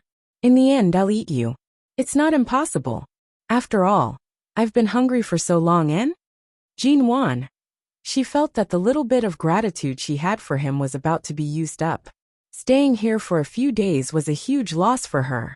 An hour later, the boring movie on Jinwon's iPad was finally over. Jinwon turned over in bed and opened her sleepy eyes, which were so bored that she almost fell asleep. If it weren't for the fragrance of food, she would have fallen asleep.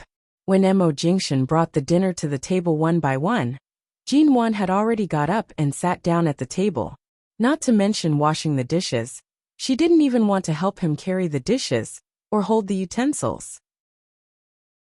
Therefore, her so-called help in front of the kitchen was basically the same as wanting to cause trouble.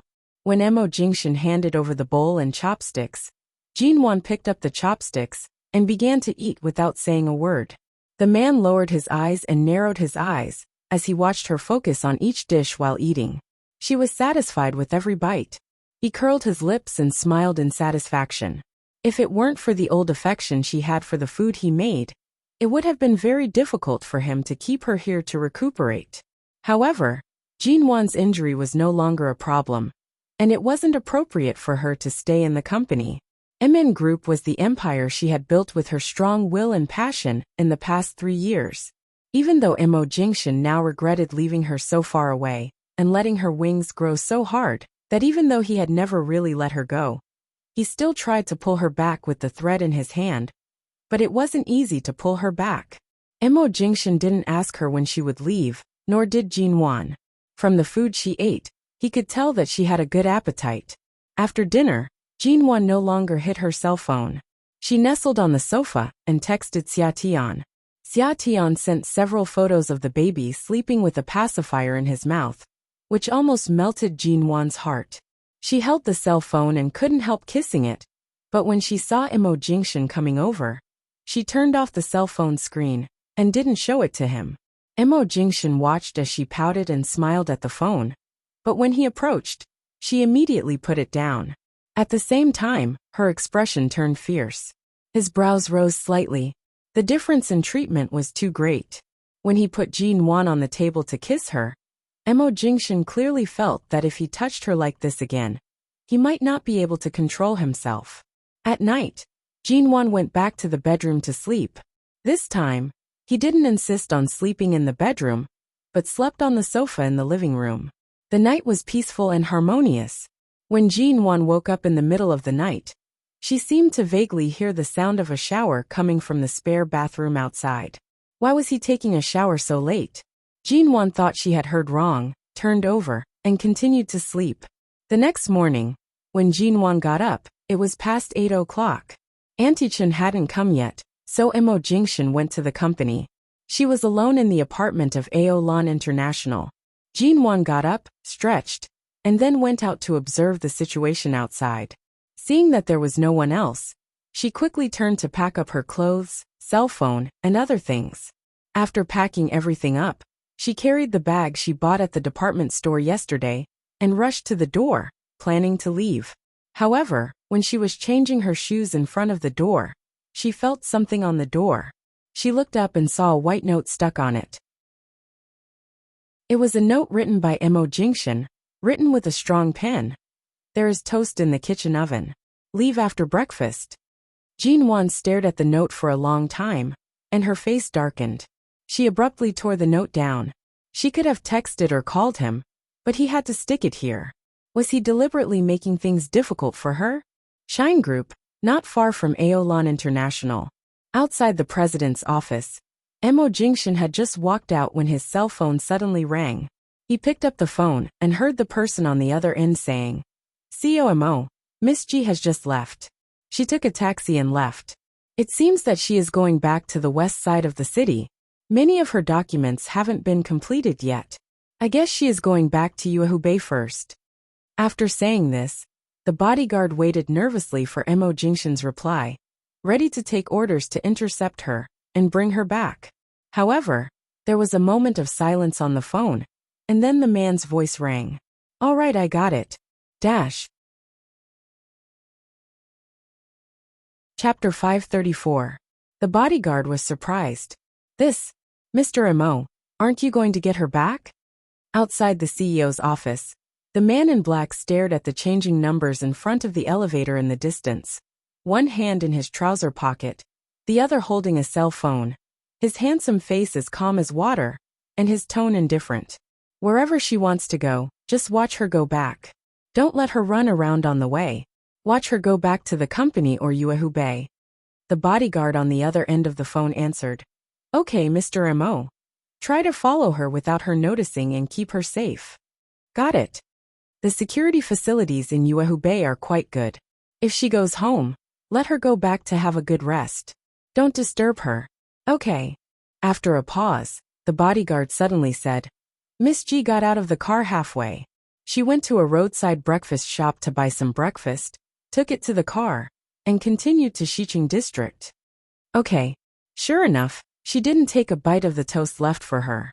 Jean Wan sat in the taxi, nibbling on a vegetarian bun, and looking at her cell phone. When she arrived at Yuehubei, she paid the fare, quickly got out of the taxi and walked in. Although she didn't have any ID cards with her, fortunately, she could enter all the entrances with her fingerprint and password, so she went home as quickly as possible. She hadn't been back for several days. Her home in Yuehubei was quiet and empty. After all, she had just moved in, and all the furniture was new. She was the only one in the large apartment. These days, when she was in Aolan International, she wished she could grow wings and fly back. But now she was finally back. When she entered the door, she didn't feel anything different, but after resting on the sofa for a while, she suddenly felt that she was almost drowned by the silence and emptiness. Jean Wan got up, opened the window, walked to the balcony and looked downstairs. The beautiful scenery of Yuehubei was in front of her. This was the 15th floor, neither too high nor too low, and there were all kinds of people downstairs. But when she came back just now, she noticed that the upper 5 floors hadn't been sold yet. Maybe the mysterious owner sold the house so smoothly that he offered a high price? Otherwise, why had the top floor and her floor been sold, but the lower floors hadn't been sold yet?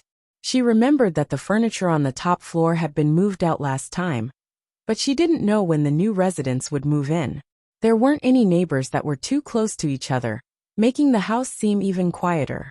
She called the company and said that she would go over in the afternoon. She needed to take a shower at home, change her clothes and relax. For the whole morning, she was bored to death. She found a book on the bookshelf and went back to the living room to read. Then she called the vegetable and fruit supermarket downstairs and asked them to send her some fresh fruits and ingredients. She planned to cook lunch for herself and go to the company after she was full. But when she arrived at the company in the afternoon, she did not expect to meet an unexpected guest. Seeing Jinwan coming, Xiaoba came up to her and whispered, "Boss, she has been sitting there waiting for a long time.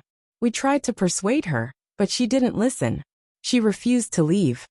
Jinwan glanced at Ji Mengran, who was seated in the lounge on the first floor. Jinwan waved at Xiaoba, indicating that she should go do what she was busy with. A moment later, she turned to look at the people in the lounge on the first floor and walked over.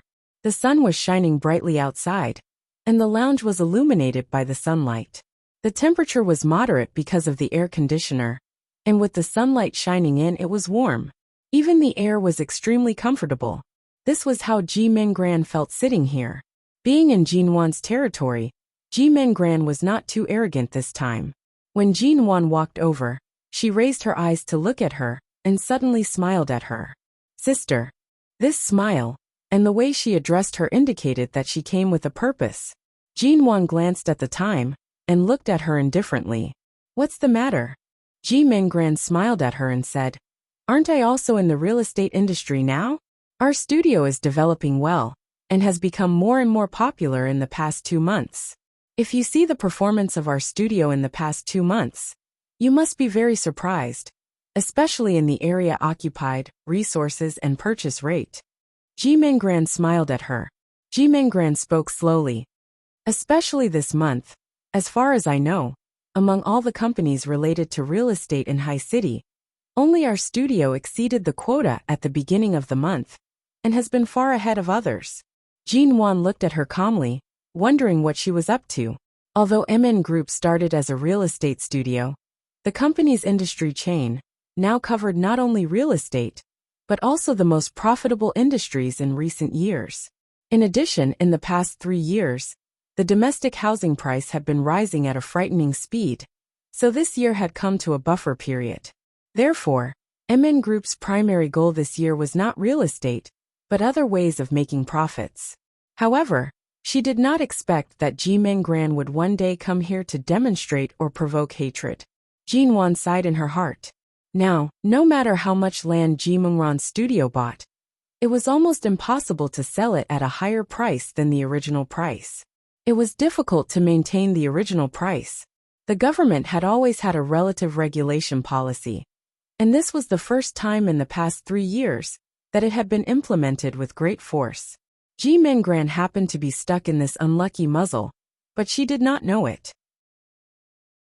Ji Mengran smiled. "It's all thanks to Brother Sheng and the big shots of various real estate companies in High City that our studio can develop steadily. In the following days, we will continue to work hard. Sister, when are you going to give me the fat piece of meat under your company's name? After all, I don't think you plan to continue working on that project this year, do you?" She was referring to a piece of public land acquired by MN Group a few months ago. It covered a large area, but Jinwan knew that the land could not make a corresponding return this year. In a year and a half, the advantage of the land would disappear, and the price would not rise much. Although it would not make a loss, it would not make a profit, so Jinwan stopped the project and put it aside for the future. She did not expect that Ji Mengran would take a fancy to that land and say it was a fat piece of meat. Did she want to snatch it from her? TSK.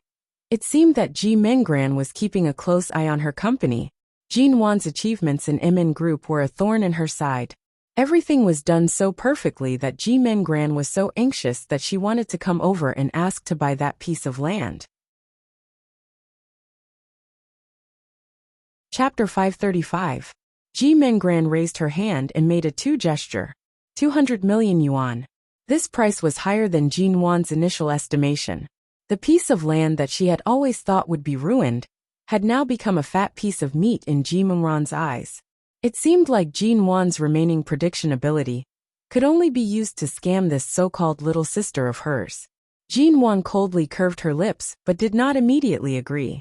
She only said, "You should know that the price of all the land acquired by MN Group will increase by several folds.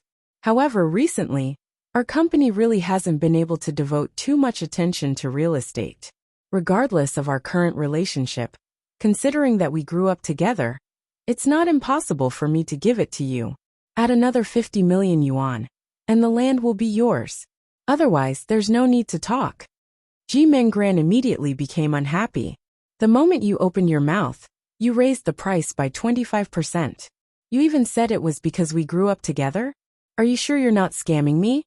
If you think I'm scamming you, just stand up and leave. No one will stop you. You have to understand that you were the one who specially came to ask for this piece of land. You were the one who came to talk to me. I'm already giving you some face on account of Dad by not chasing you out. Don't tell me you expect me to sell it to you at a loss? Have you forgotten how much I hate you? Being willing to sell it to you is already considering our past relationship. What more do you want?" Jin Wan smiled faintly. Ji Mengran's expression was ugly. "In the past 2 months, our studio has purchased a lot of land. All the liquid funds have been paid out. Right now we can only take out 200 million yuan. You know, Dad hasn't paid much attention to me these past few years. He won't care even if I'm short of money. Can you just forget about this 50 million yuan on account of the Ji family raising you?" Jin Wan smiled indifferently. "Don't you always have your brother Sheng?" Although Sheng Yihan was willing to give her money, he had been appearing and disappearing mysteriously recently. Ji Mengran was also embarrassed to say that it had been half a month since they last met. Ji Mengran thought about it and said, "Oh yes, you were out on a business trip during the Dragon Boat Festival and couldn't make it back. You also didn't go back to the Ji family to celebrate the festival with Dad. If you don't have anything going on, why don't you go back to accompany him? You're still talking about nostalgia? I see that ever since you found out that you're not related to the Ji family by blood, you've always had ulterior motives. You don't even have the slightest awareness of being a member of the Ji family." Ji Mengran knew that Jin Wan was already impatient with her. "I'll consider the matter of 50 million yuan. I'll give you a reply in at most 2 days." After speaking, she stood up to leave. If it weren't for the fact that she felt that the piece of land would be the biggest fat piece of meat, she wouldn't have taken the risk to personally ask for it. However, Jin Wan's attitude was better than she had expected.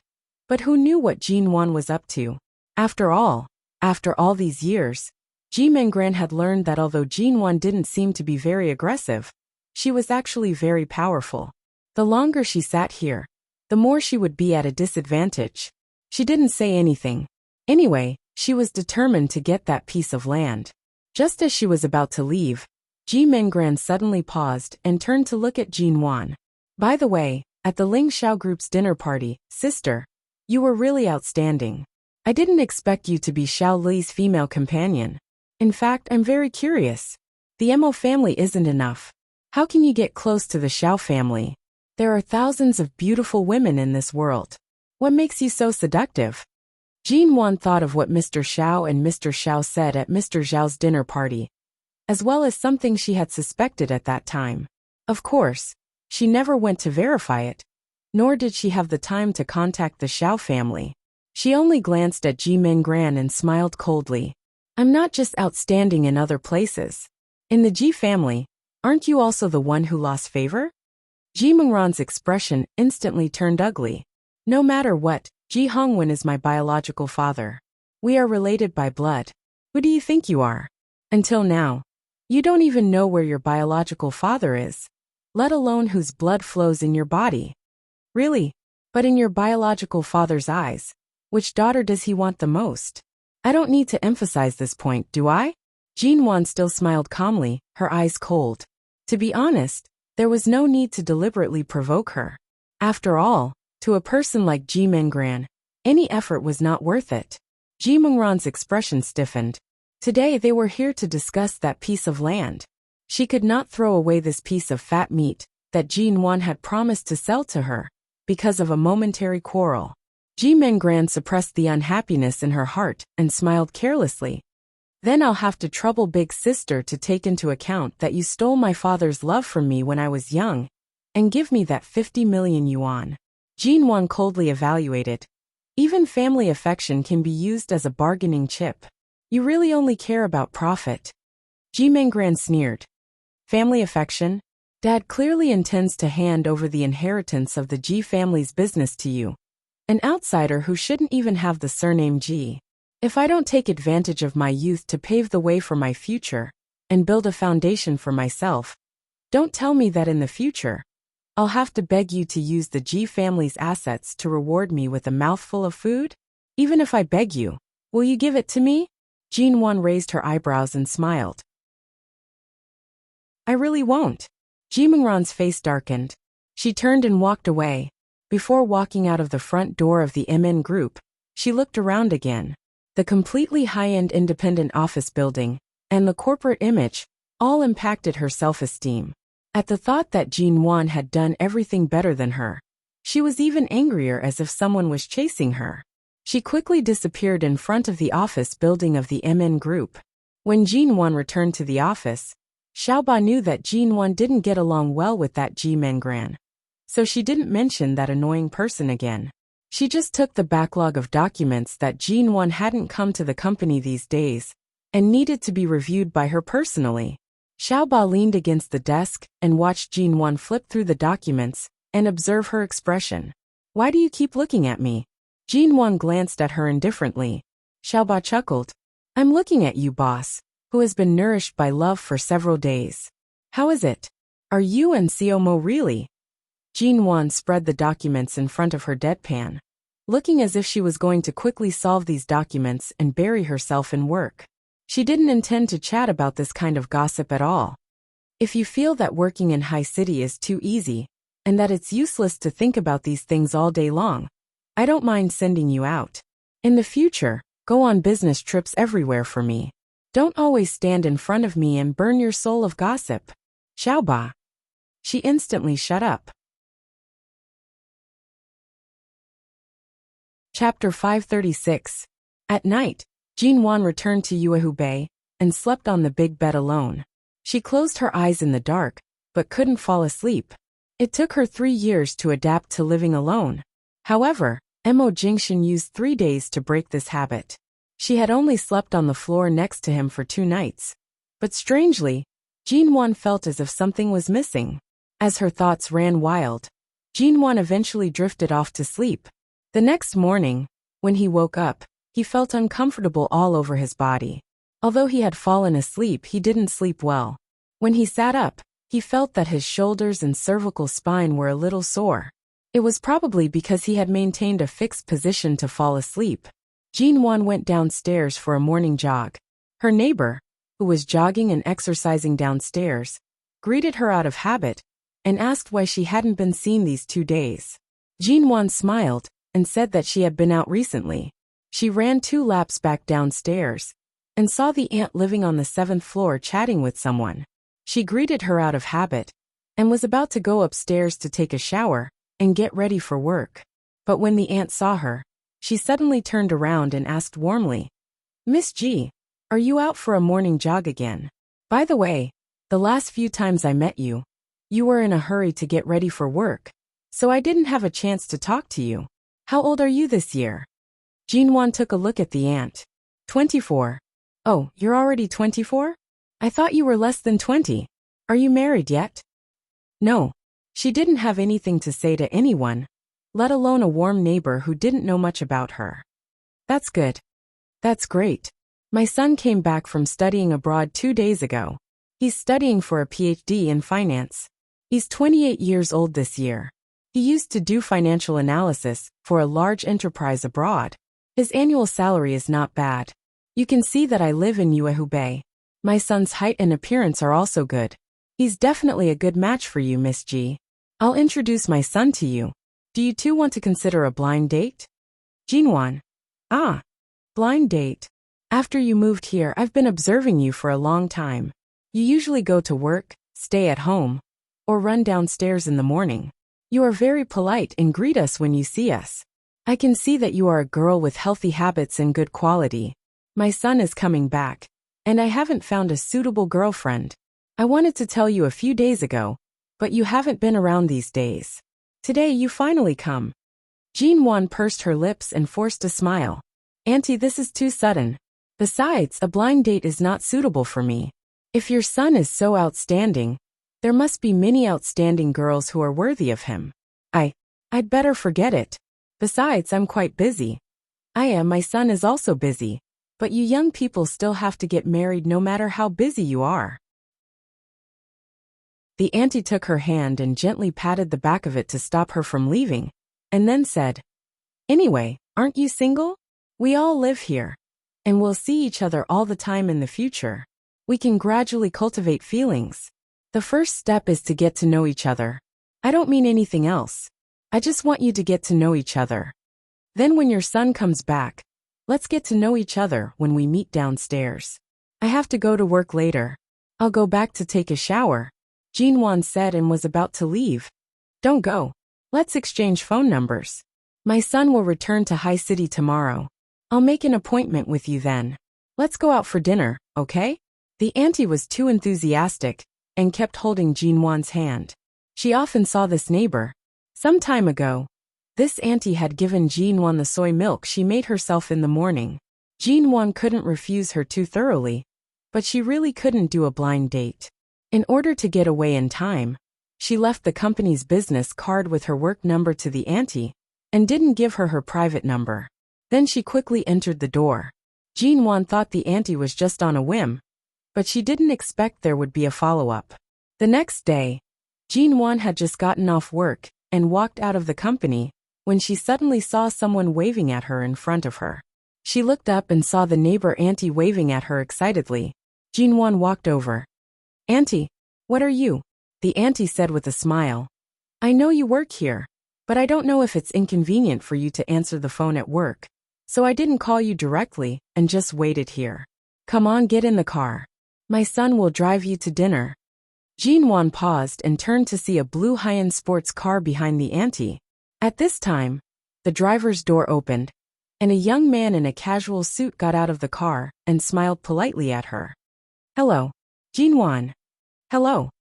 Then Jinwan had to get in the car despite all her excuses, and the auntie held her hand and chatted warmly for a long time in the car. They had booked a delicious French restaurant in advance. It was not on the west side of the city, but in a very prosperous area in the center of High City. After entering the restaurant, the auntie said that she would go out to make a phone call with a knowing look, and then left them staring at each other. Fortunately, the auntie's son was not a young man who had never seen the world.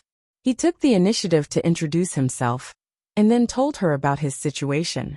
He had just returned to China, and hadn't found a job in China yet, so it was not very stable for the time being. If it weren't for his mother forcing him to introduce a girl to him, he probably wouldn't have any plans to go on a blind date or have a girlfriend. But he had a good first impression of Jinwan and hoped to get to know her first. The auntie's son was very measured in his speech, neither arrogant nor impatient. He didn't talk too much or too little. He was indeed a very good man in all aspects. As a result, Jinwan chatted with him a little longer. Later, they talked about the changes in the business and financial situation at home and abroad. They got along well, and the expression on her face gradually relaxed and she even smiled. Shine Group. A man stood in front of the window when he suddenly received a photo sent by a bodyguard on his cell phone. He opened it and saw Jinwan smiling like a flower sitting opposite a man. Mo Jingshan still stood there, and all his eyes fell on the smile on the woman's face until his cell phone rang. He picked it up. The bodyguard on the other end of the phone said, CEO Mo, Miss G seems to be going on a blind date with a young man tonight. Chapter 537. Before leaving work, Shen Mu was preparing to deliver 2 documents to the CEO's office. He knocked on the door and entered, only to see the man standing before him. His posture was ramrod straight, and his aura was extraordinary as usual. Due to his afternoon work, his shirt was buttoned up to the top, and his attire was neat and tidy. In the past 3 years, Mo Jingshan had been working in the company. Shen Mu walked in and placed the documents down. However, for some reason, he felt that the temperature of the air conditioner in the office was too low. He turned to look at the numbers on the air conditioner. It was the same as usual, and had not been adjusted to a low temperature. CEO Mo, are you still going to the dinner at the hotel on Haitai Street? Mo Jingshan placed one hand in his pocket. His expression was calm, and his tone was mild. Yes. It was just one word. But why did it make one feel as though they were in an ice house? It was chilly. Shinmu did not dare to ask further. He left to arrange the time for the dinner with the secretary. After leaving the company, Shenmu silently followed behind Mo Jingshan. The man in front was cold and distant, and his footsteps were steady. His movements were relaxed and steady as he opened the car door and entered the car. After sitting in the car, he casually arranged his expensive and exquisite cufflinks. Everything was the same as usual. However, the atmosphere was strangely cold and solemn, causing Shenmu to not dare to say anything unnecessary. Mo Jingshan sat in the back, his long legs naturally spread apart. He turned his head to look out the window, his gaze cold and indifferent. It carried a hint of unfathomable profoundness. As the car passed by a busy commercial street, it stopped for half a minute near a French restaurant when it encountered a red light. Mo Jingshan's gaze swept toward the transparent glass windows of the French restaurant. In an instant, the car was terrifyingly quiet. The air in the car seemed to have frozen. Shinmu carefully glanced back through the rearview mirror. Noticing the direction Mo Jingshan was looking in, he also turned to look toward the French restaurant. Jin Wan had been sitting in the restaurant chatting with the auntie's son for more than an hour. At first, they were somewhat reserved, but as they chatted about various interesting things in the business world and the financial world in America, they gradually lost track of time and no longer felt awkward. They chatted and laughed. The auntie's son's impression of her gradually increased, and Jin Wan was also full of smiles. Even though it was the first time they met, she did not feel too awkward. However, after chatting for so long, when the waiter brought a plate of fruit salad, Jin Wan glanced at the time and jokingly said, "It's really inappropriate for the auntie to leave with the excuse of answering the phone. She's actually been answering the phone for almost 2 hours." The auntie's son also glanced at the time and smiled. "For the past few years, my mother has been trying to find a girlfriend for me, but I've been abroad studying and working. I really can't find the time. 2 years ago, I did have a girlfriend, but because of our different personalities and different horizons, our relationship fell into an impasse. After we broke up, I didn't even think about it. My mother is half a world away from me, and no matter how long her hands are, she can't reach out to me. In the end, I didn't expect her to make arrangements for me as soon as I returned to China." Speaking up to here, the auntie's son smiled. "But Miss G, you're really outstanding. To be honest, I have a good impression of you. If you also have a good impression of me, the two of us can slowly get to know each other after this meeting. Whether or not there will be any sparks will depend on fate. I won't force it. I can also see that you don't seem to be very interested in this kind of matchmaking." Hearing his words, Jin Wan responded more naturally and generously. "That's right. Everything depends on fate. There's nothing wrong with being friends. Feelings can't be forced." The auntie's son looked at her for a while and said, "Miss G, do you have someone in your heart?" Jin Wan had just picked up a glass of water and didn't move because of his words. She quietly drank the water slowly and then put the glass down. Seeing that she didn't say anything, the auntie's son didn't ask anymore. He saw that Jin Wan was full, and the two of them had indeed been chatting here for a long time. During this period, Jin Wan didn't just chat like other girls and was too shy to eat. However, from the moment she sat down, she occasionally drank some water, cut the steak, or ate some fruit. Everything she did was natural, and her every movement was between an elegant, mature woman and a fashionable young girl. He said with a smile. My mother should have returned to Yuehu Bay. She said that you also live there now. So it's not too far-fetched for me to send you back, right? I really didn't say no. Just now, my friend sent me a message asking me to go to her place tonight. In a moment, she will send someone to pick me up. I won't go back to Yuehu Bay tonight. I really don't need you to send me back. Jean Wan raised the cell phone she had just received, shook it gently at him, and smiled again. The auntie's son nodded. Okay, then when the person sent by your friend arrives, I'll send you to the car. I'll leave after you leave. Outside the restaurant, Shenmu looked at the scene of the man and woman sitting at the table by the window, talking and laughing, and couldn't help swallowing slowly. Mr. Vince had just left, and now a bodyguard had come. The bodyguard had left. Was this a blind date again? Miss G really had a lot of peach blossoms now.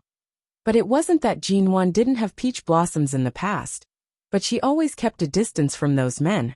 And at that time, when most of them heard that Jean Wan was Mo Jingshan's wife, they would consciously give way and didn't dare to approach her. Now that Miss G was single, no matter how many admirers there were around her, there was nothing wrong with that. Besides, beautiful women were often surrounded by men. She was a woman who was not bound by the constraints of marriage. In addition to her attractive appearance, she also had her career. She stood at the top of everything. It would be strange if no man liked or pursued such a woman. Shenmu withdrew his gaze, looked at the person in the rearview mirror, and braced himself to ask, COMO, shall we continue to the hotel on Haitai Street? Or let's stop here first. Mo Jingshan was still silent. After a few seconds his thin lips opened coldly. Wait. A suffocating atmosphere spread in the car for a moment. Shenmu didn't speak, and decisively parked the car in the nearest parking space on the side of the road. In the restaurant, Jean Wan was still talking to the man. Before long, the two of them got up at the same time and walked out of the restaurant. A car was parked on the side of the road, and Jean Wan got into the car alone. As for the man who had been in the restaurant with her just now, he politely said goodbye to her. Recognizing that the car belonged to Xia Tian, the coldness in Mo Jingshan's eyes softened slightly. However, he continued to stare out of the car window. His right hand was placed on the center of the cabinet, his index finger unhurriedly tapping twice. His expression was solemn. Chapter 538.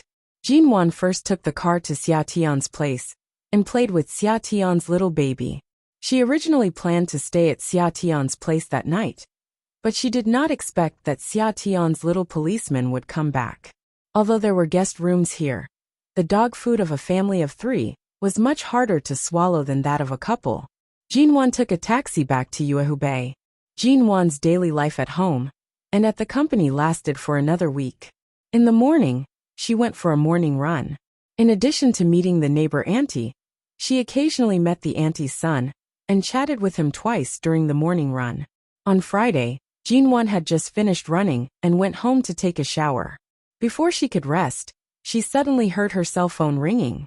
She picked up the cell phone and took a look. It was from the company. It was only past 7 o'clock. Why was there a call from the company? CEO G? It was Manager Zhou, the head of the company's planning department. What's up? Why are you calling so early? Manager Zhou's voice was anxious. CEO G, when will you arrive at the company? Are you at home or on the road? I'm about to change clothes and go to the company. What happened? Here's the thing. Last week, our planning department had a new idea about the reconstruction of the stadium, but we only came up with a simple cylindrical simulation map. However, our intern staff got it mixed up and sent the new unconfirmed simulation map to the construction department of the stadium. Today, we saw that the construction department has built the stadium according to our new simulation map, but the actual location can't be connected with the original map of the stadium, which means that this map has caused a huge engineering mistake. Jean Wan's hand, which was about to open the wardrobe to get clothes, paused, and her face became serious. How could you find such a big problem only after a week? We didn't expect that the intern staff would mix up the map and send it to the construction department. At that time, Shine Group gave all the planning to our MN Group. So now the construction department is building according to our map. This map is only a small area, but now it has to be demolished and rebuilt. But the loss is not small. In addition to the loss of at least tens of millions of yuan, it will also affect the foundation that has been built. I don't know what to do. Listening to his tone, Manager Zhou was really worried. He probably didn't sleep all night. After thinking about it, he finally decided to tell her the cause and effect of the matter. He probably didn't go back to the company all night. Jinwan was silent for a moment. Although the Shine Group was involved in the stadium project, they basically only provided financial and human support, and all other technical and planning tasks were handed over to the MN Group, which was equivalent to the Shine Group handing over this important task to the MN Group. Now that this mess had occurred, the money loss was not important. However, if the foundation that had been laid was affected, and the construction had to be restarted, even if the stadium was built in the end, the government would know what had happened in between.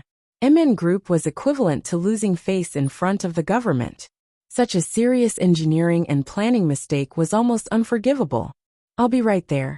Wait for me at the company. Jinwan hung up the phone, changed her clothes and went out.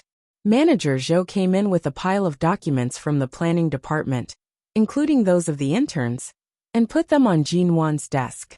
There was still half an hour to go to work, but the two had been busy in the office for a long time. Jinwan was still reading the documents, and Manager Zhou helped her and said, CEO Ji, do you think the interns did it on purpose? The few interns who joined the company this year have very ordinary backgrounds, and their families are also very ordinary. They are all short of money. If they were bribed by a competitor who is targeting our company, it is not impossible for them to deliberately cause trouble for the government on this kind of cooperation project. Jinwan did think of this, so she asked Manager Zhou to give her the documents of these interns. She didn't respond, just looked at the documents on the desk, pursed her lips and said nothing. Manager Zhou said again, Alas, what have we done? The interns made a mistake, but we, the hard-working old employees, have to suffer with them. If we don't handle this well, I'm afraid we'll all be implicated. Jinwan snorted. Be content. I'm still trying to help you. If I just stand aside and push the blame to the planning department, you'll be scolded by the leaders of the government. Then you won't have the mood to complain anymore. Manager Zhou shrank his neck. CEO Ji, you're really kind to us, but it doesn't seem realistic if you want to handle this alone. No matter whether it's realistic or not, someone has to stand up, Jinwan said lightly. It wasn't until the morning that she found out what the problem was. In the afternoon, the government and the construction bureau asked for a meeting to talk about the current progress of the construction. Jinwan found out the reason. It was true that the interns were bribed by some competitors, but this reason was not enough to explain to the government. If the company couldn't be careful and couldn't even prevent this kind of thing, it could only be regarded as the weak. No one would sympathize with the weak, let alone the strict boundaries between the business and the government. At 3 o'clock in the afternoon, Jinwan sat in the car looking at the extra design drawing, thinking about a solution to this matter.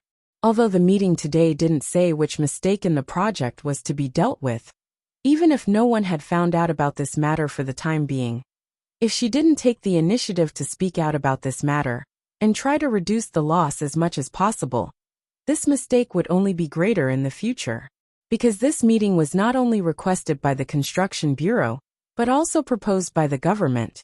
This meeting was not held in Shine Group, but in the office hall of the government. After arriving, Jinwan walked into the main hall. Many leaders were already in place, and the others had sat down step by step, leaving only Jinwan and Mo Jingshan.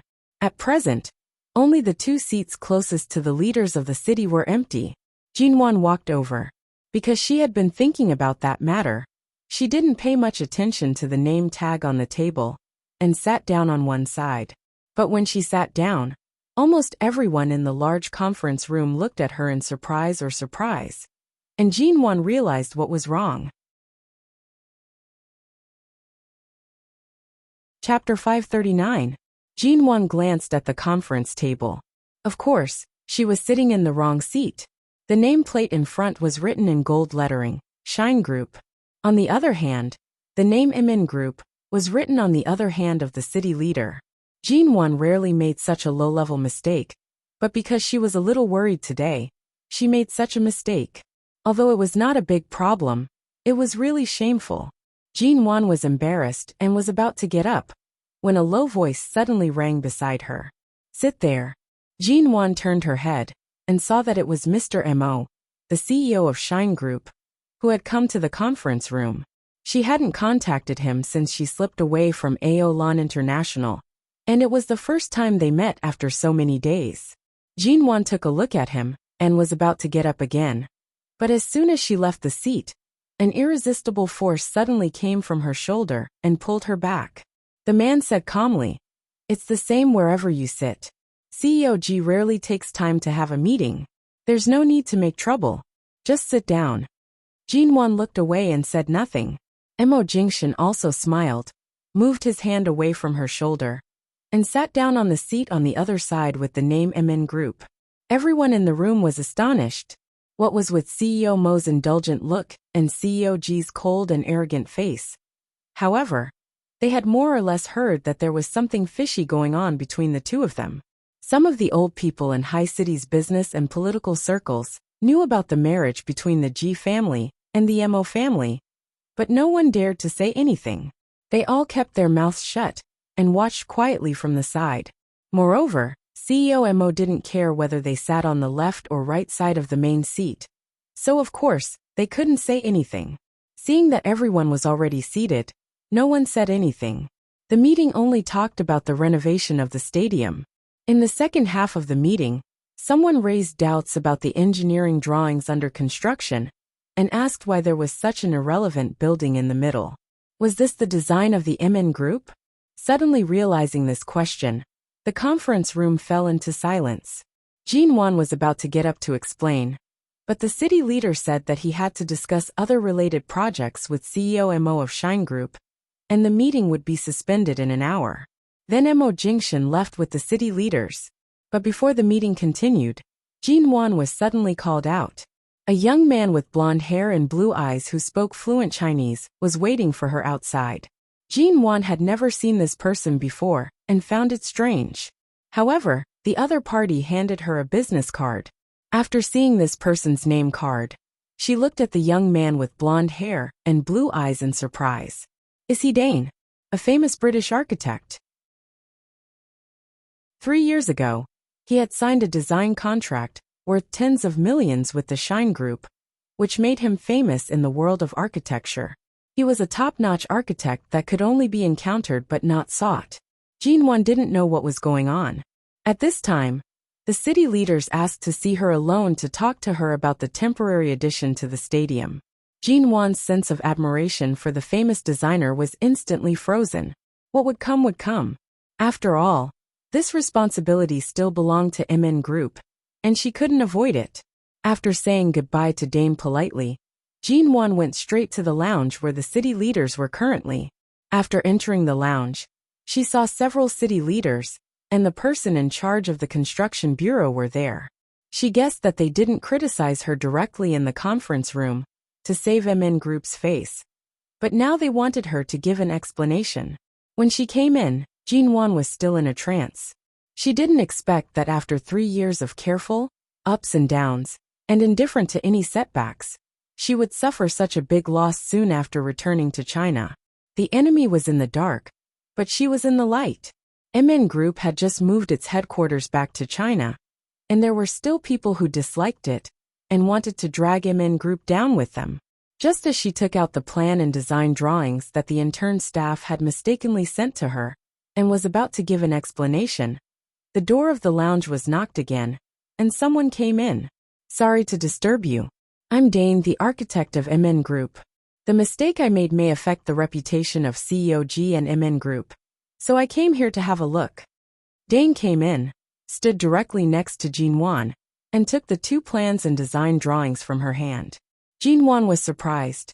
Dane had never cooperated with her company.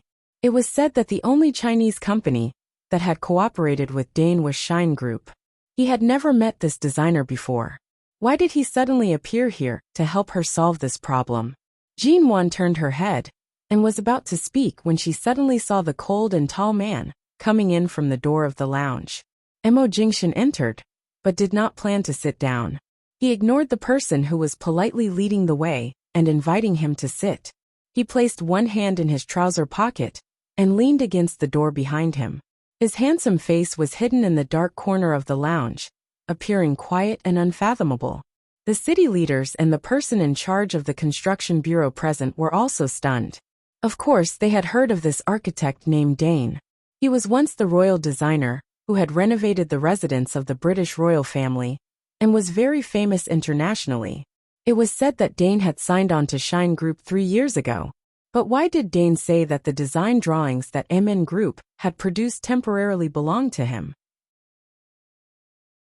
How could such a low-level design be Dane's work? Dane probably saw Jean-Wan's confusion and frown because of the problem she had just faced, so he winked at her, asking her to cooperate. Jean-Wan received Dane's gaze, thought for a while, and turned to look at Mo Jingshan. He was looking at her as if he had been looking at her since he stood there. Deep in his calm eyes was her reflection. Even though she turned to look at him, he didn't move his eyes away. She suddenly remembered what Mo Jingshan had said to her every time she encountered a problem. Be at ease as Mrs. Mo, and leave any problems to me. I'll handle everything. You don't need to be brave. The city leaders had specially called her here to hold her accountable. In short, she would not have a good ending if she came here. So Dane was sent by Mo Jingshan to help her out? Mo Jingshan was still standing there, still looking at her indifferently. All his eyes fell on her. His slender and well-defined fingers casually played with a cup of tea that had just been delivered to him by the person next to him. He gently closed the lid of the white porcelain cup, and his eyes were so calm that it made people feel inexplicably at ease.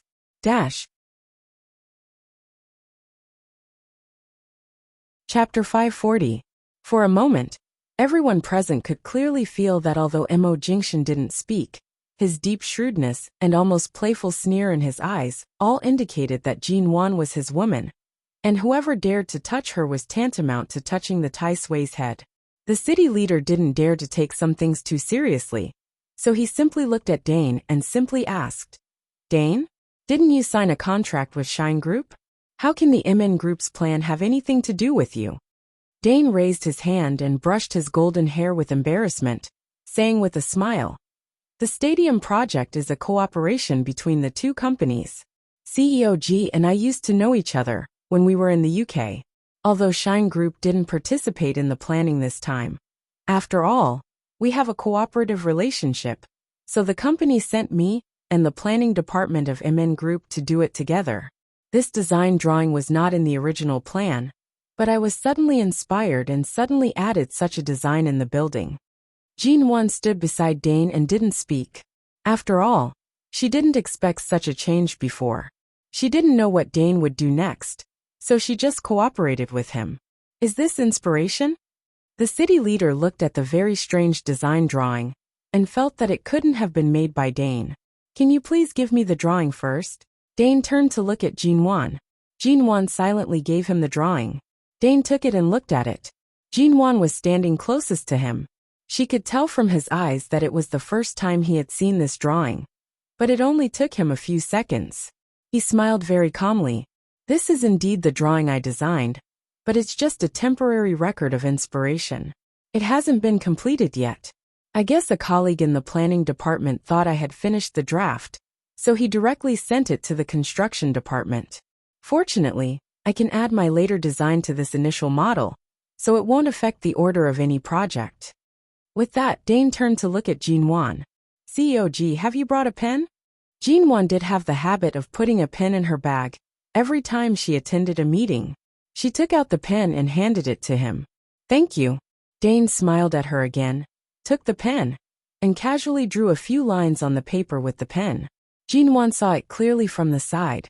Dane had added some ingenious design to the originally ordinary wide cylindrical building. Because this was an extra building in the stadium, there was no need for a too ostentatious design on this occasion. So almost every stroke of the drawing was the finishing touch, making the superfluous building look less superfluous in an instant. And even the arrangement of the use was very clever. Jinwan just looked at it, and even without listening to Dane's explanation, she had slightly admired it in her heart.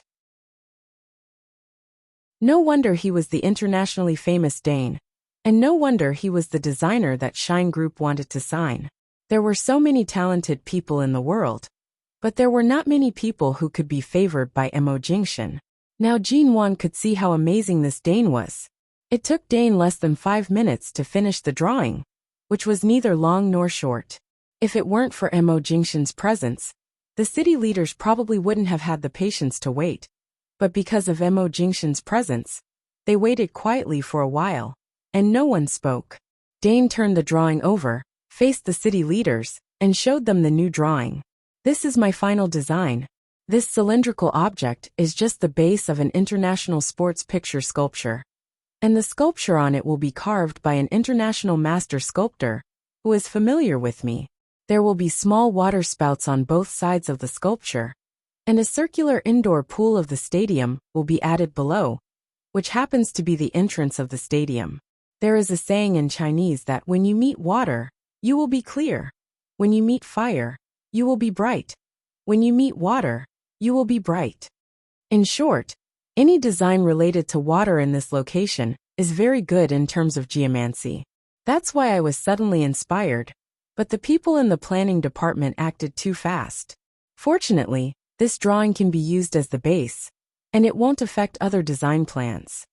Although this design is very reasonable, it is, after all, a sudden design plan. They haven't reported it to the construction bureau or us, nor discussed it with any department. They just sent the drawing directly to the construction department without authorization, which led to a large number of projects being transferred to such a new small building, which delayed the progress of the project. How do you explain this? After looking at the new design, the city leaders turned to Jinwan. CEOG, MN Group has never been so reckless. What happened this time? Jinwan stood in the lounge and gently clasped the bag in her hand with her fingers. She stood calmly and without any sense of nervousness. She still had a smile on her face, but the smile did not reach her eyes. It's indeed our company's fault.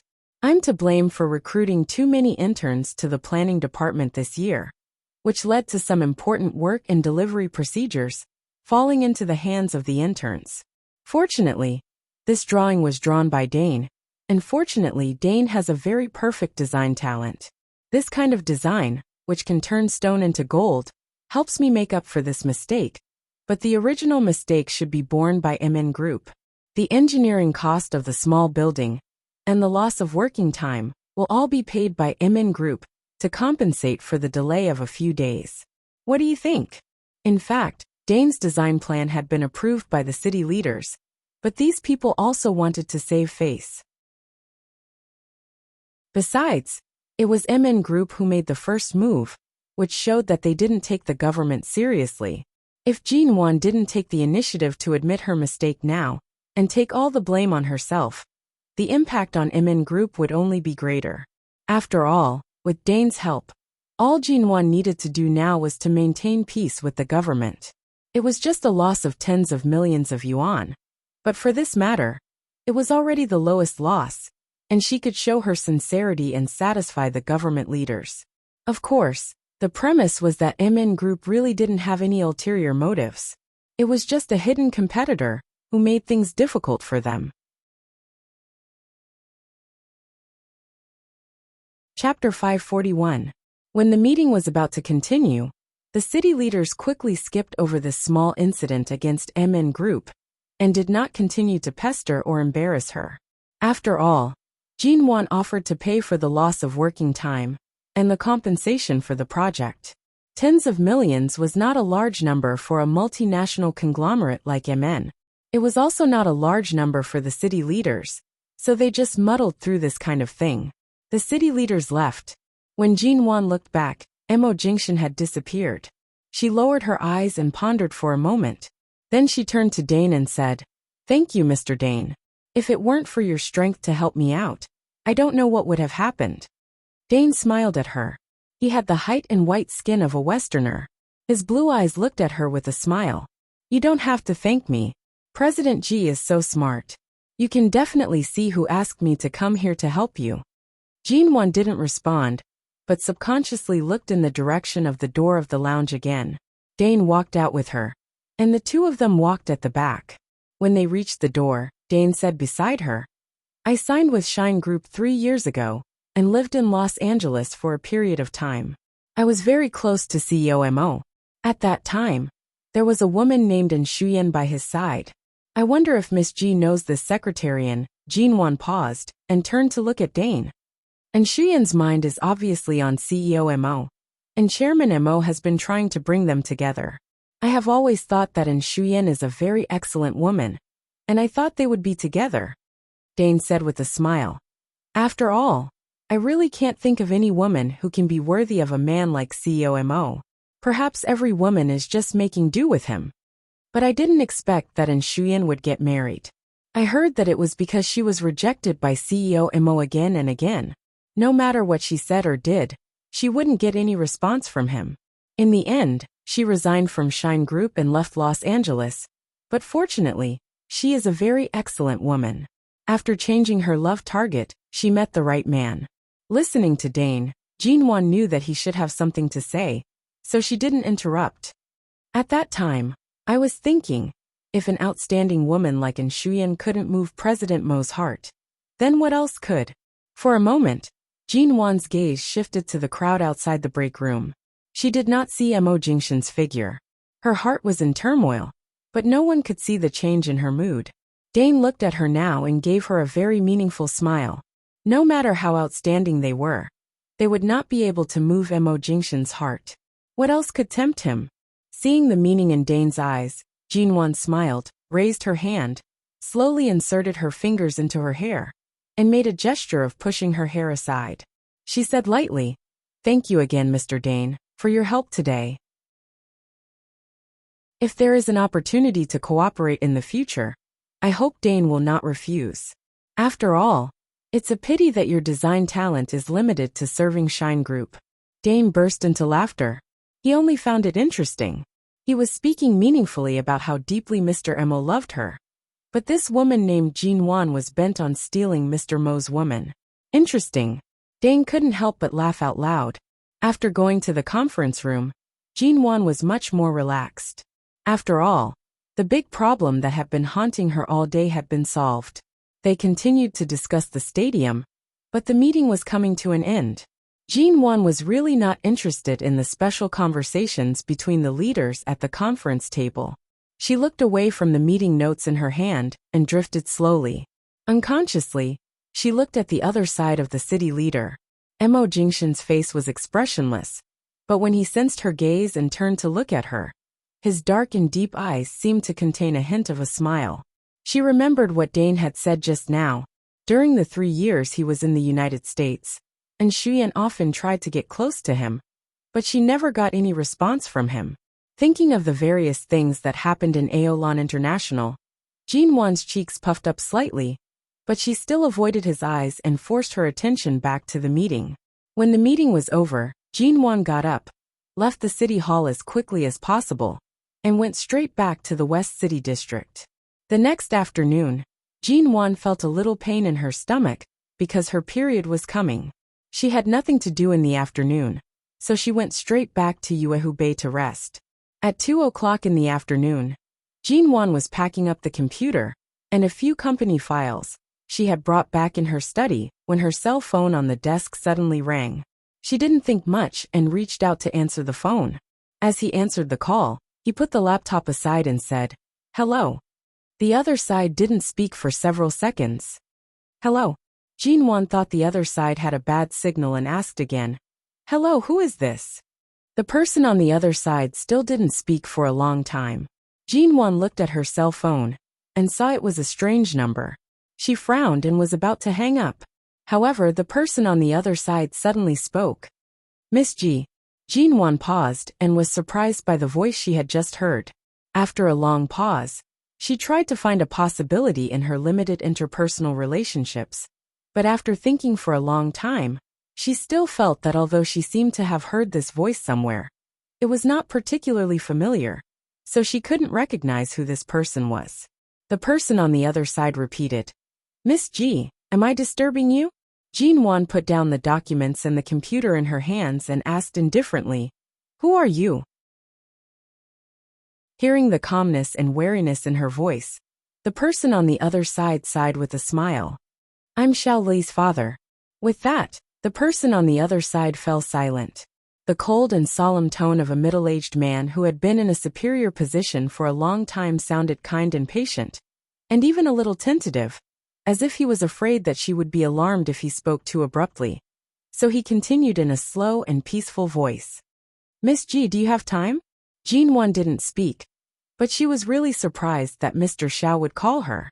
She had never heard that the chairman of Ling Xiao Group was so approachable. Thinking of the things she had suspected before, she said indifferently, "Why does Mr. Xiao have my phone number?"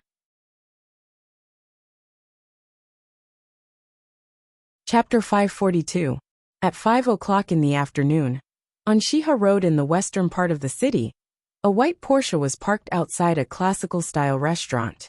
Jean Wan got out of the car, answered a phone call, and turned to enter the restaurant.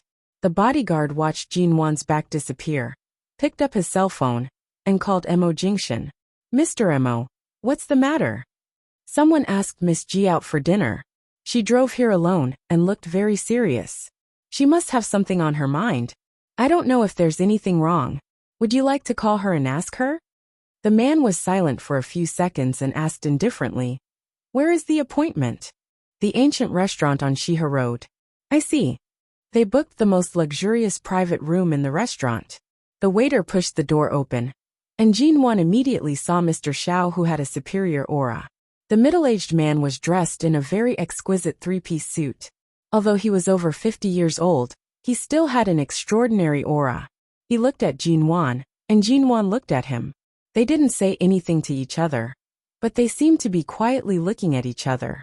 The waiter stood outside the door and felt that this man and woman, one old and one young, gave off an inexplicable feeling that there was something similar about them. He couldn't tell what it was. Perhaps it was their temperament, or perhaps it was the feeling. Jean Wan looked at Xiao Zhenjuan and saw that there was no one else in the private room, not even Xiao Li. There were surveillance cameras around the room, so it shouldn't be a problem for her to come in. However, when the waiter was about to close the door, she asked him to leave a gap on the door and not close it completely. Seeing that Jean Wan was wary, Mr. Xiao smiled kindly and didn't mind, saying, "Why are you standing at the door? Sit down." Jean Wan walked in and sat down. She casually put her bag aside and didn't look at the luxurious menu on the table.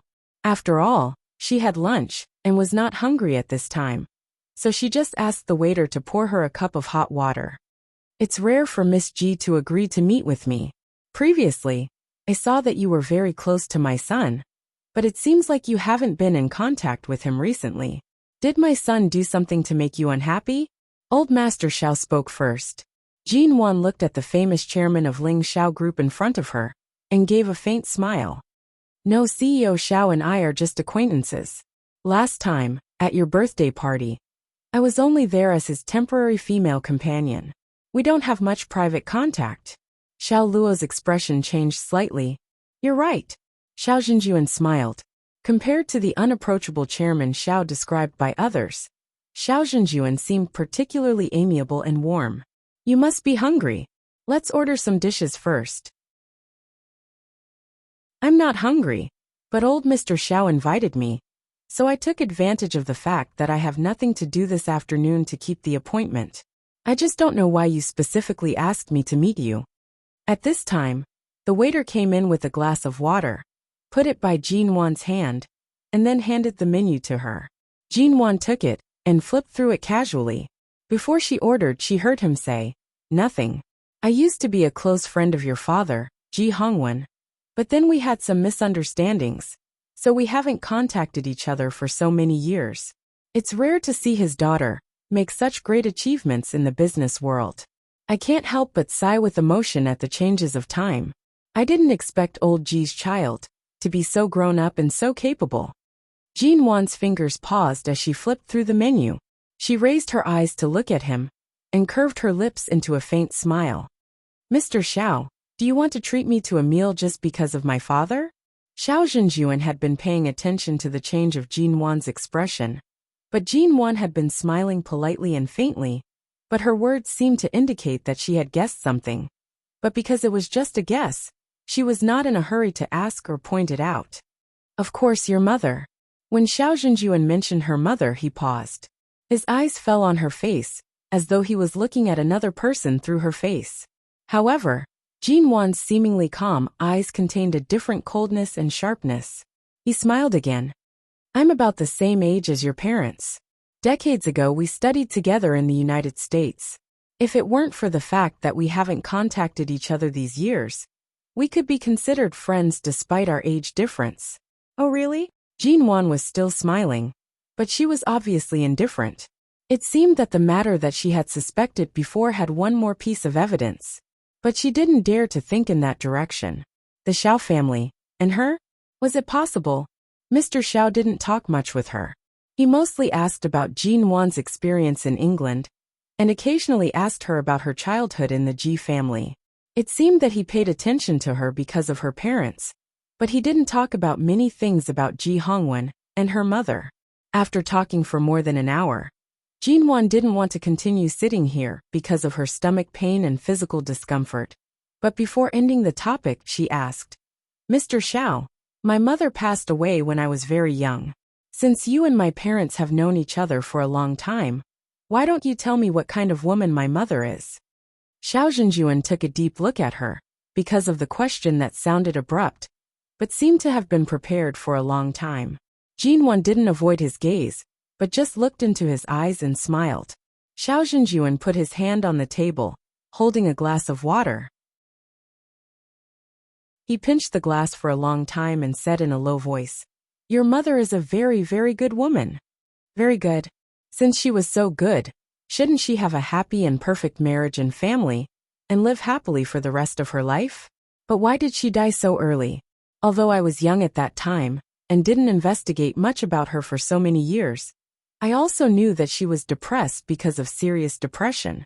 When she died in the hospital, she was already thin. A good woman ended her life in such a miserable way. What was good about her? Xiao Zhenjuan didn't speak, but just looked at her. Although he wanted to say something, he didn't. Because he had been in the top position of the company for many years, he knew what he should say and what he shouldn't say. Obviously, he didn't intend to reveal some things. Then why did he ask her to meet him? Jean Wan smiled, but the smile didn't reach her eyes. She said coldly, I'm not feeling well. I'll go back first. Goodbye. With that, she turned around without hesitation. She opened the door and walked out in high heels. She bumped into a wall of people, and a familiar cool breath rushed into her nose. Chapter 543. Jean Wan's feet only slipped. Thankfully, she did not sprain her ankle. She abruptly raised her eyes to see Mo Jingshan's haunting face in front of her.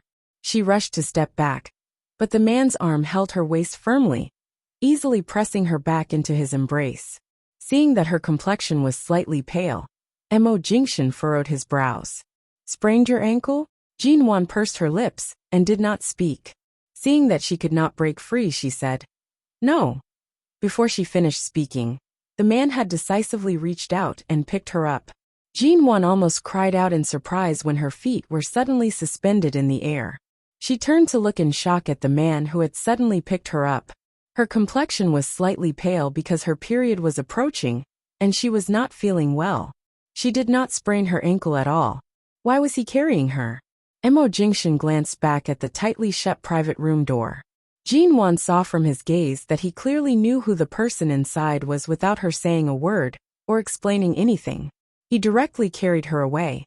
Mo Jingshan, put me down. Jean Wan's stomach was not feeling well. Although this floor was surrounded by private rooms, there were many people eating downstairs. She did not want to be carried out by him. My ankle is fine. Put me down. What did you talk about? Why is your complexion so pale? The man did not carry her down the stairs, but went to the elevator on the other side. After entering the elevator, he did not intend to put her down. He only glanced at her ankle, which appeared to be fine, and then looked at her face. Nothing much. He's just an old friend of my dad's. Jinwon struggled in his arms. This was the second floor, and it only took a few seconds to reach the first floor. The moment the door opened, she saw someone outside. She subconsciously rushed to bury her face in his shoulder to avoid being recognized. The man calmly carried her out. However, because of the woman's buried face in his shoulder, his lips curved slightly. He leaned close to her ear to say, "What are you shy about? They're just two waiters." From the elevator, they could walk directly to the door without passing through the crowd downstairs. There were only two waiters here, but they obviously didn't dare to look in their direction for too long, and had already turned around to avoid them. Jinwon slowly raised her eyes from his shoulder and looked around. Seeing that there was no one around, she patted his shoulder hard and said with a fierce expression, "Put me down." Mo Jingshan saw that her ankle really wasn't injured, and that she was struggling hard. Afraid that she might accidentally fall, he put her down. As soon as her feet touched the ground, Jinwon quickly took 2 steps away from him, as if she had been electrocuted, and then quickly took 2 or 3 steps out of the restaurant. When she reached the door, she asked, "Why are you here?" Mo Jingshan did not explain, calmly saying, "Passing by." This was the western district of the city. How could a busy man like him pass by this place for no reason? Jinwon did not plan on speaking with him. She was about to head to the parking lot when she saw a black Porsche of the same model parked beside her car. Her footsteps paused. She looked at her white Porsche, and then at the black Porsche parked by the side. It was exactly the same as her car except for the black color. Just as she was thinking that this car looked like a couple's car parked here, the black Porsche's headlights suddenly lit up. Her eyelids twitched. She turned around and saw that the car key was in Mo Jingshan's hand. "Jinwon." The man walked over without a change in expression. He walked past her car and glanced at her indifferently because she was standing stiffly in front of the car. "Why are you in a daze? Come here. I'll show you something." Jinwon remained rooted to the spot until she saw the man open the black Porsche's door. "This car is yours?" Jinwon asked. Mo Jingshan did not reply. He only glanced at her. The answer was obvious. The corner of Jinwon's mouth twitched. She looked at her white Porsche, and then at his black Porsche of the same model. So, when he asked her what car she liked last time, and she did not answer, he bought the same one as hers? He threw a limited edition Ghost worth tens of millions into the sea, and bought a Porsche worth more than 2 million to be a couple's car with her? For a moment, Jinwon felt as though she did not know Mo Jingshan anymore. The great Mo Jingshan, how could he be so shameless? Who wanted to be a couple's car with him? Did he ask her for her opinion? And it was parked so brazenly next to her car? The man opened the car door and took out a document from the car. He ignored Jinwon's burning eyes that seemed to be filled with anger because of his car and handed it to her. "What's this?" Jinwon received the document in confusion and glanced at it. It turned out to be a business summit arranged by the government in Jing City. High City's Shine Group and MN Group had been invited to attend. There was also a meeting for the two companies because of the stadium project, but it was to be held in Jing City. Jinwon flipped through the document and then looked up at the calm man in horror. "You want me to go to Jing City with you on a business trip?" The man closed the car door and glanced at her. "Is there a problem?" Jinwon stared at him. "This is a big problem. Your Shine Group has cooperation with the business and political circles in Jing City, but MN Group has always been in London. It hasn't been long since we moved back to China. I have no contact with Jing City, nor do I have any cooperation projects. Just because of the construction of the largest stadium in the country, you can go to Jing City on behalf of the two companies. I'm clearly not qualified to go to Jing City. Who on earth put me in?" There was no need for anyone to answer her. She knew who the culprit was. In a place like Jing City, the opportunity to meet with various leaders and big shots in the business world was hard to come by. There were few people in the country who had the ability to put her in. Being glared at by her, Mo Jingshan smiled mildly. "I want you to go to Jing City to meet more people. This will have a good effect on your status in the domestic business world. What? You don't appreciate my kindness? Chapter 544. The man said flatly, "You won't get a second chance like this.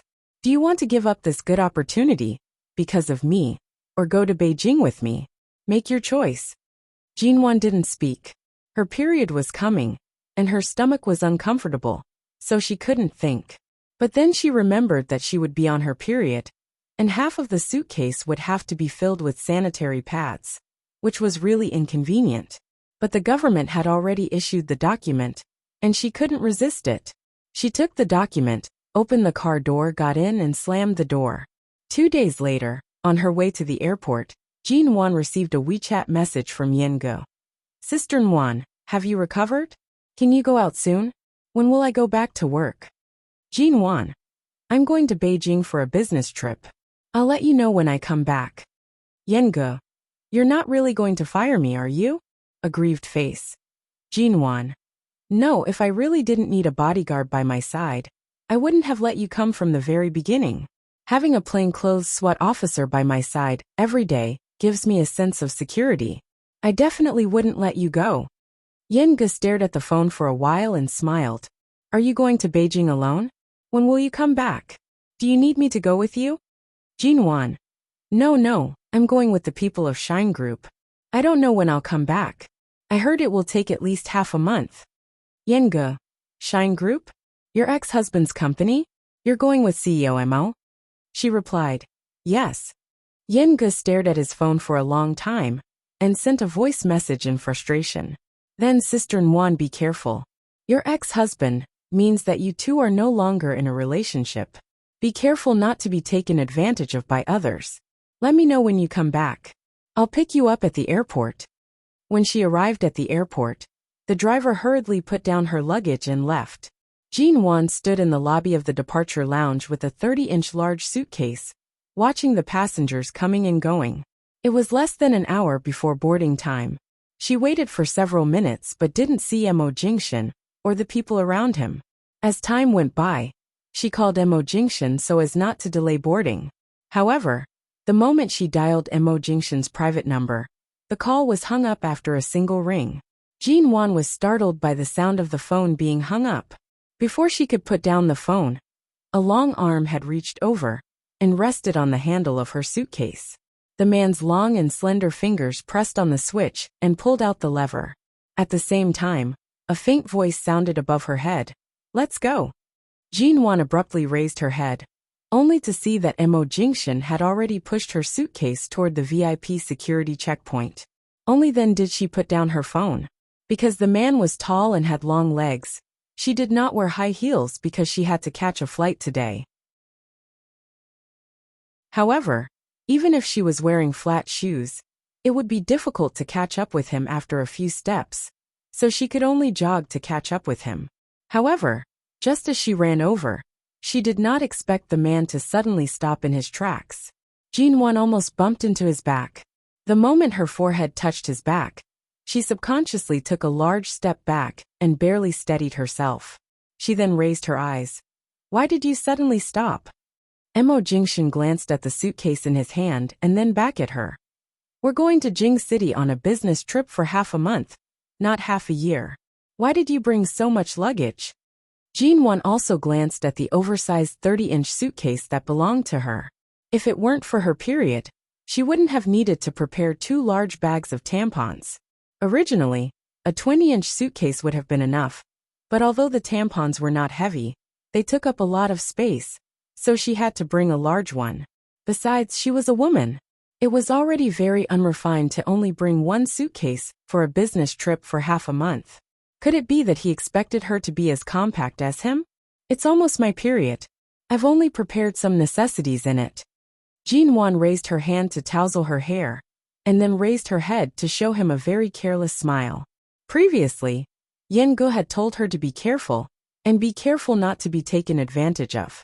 Although this business trip coincided with the arrival of her period, at least she was protected by it. Even if Mo Jingshan was a wolf with wild ambitions, he couldn't possibly do anything to her at such a time.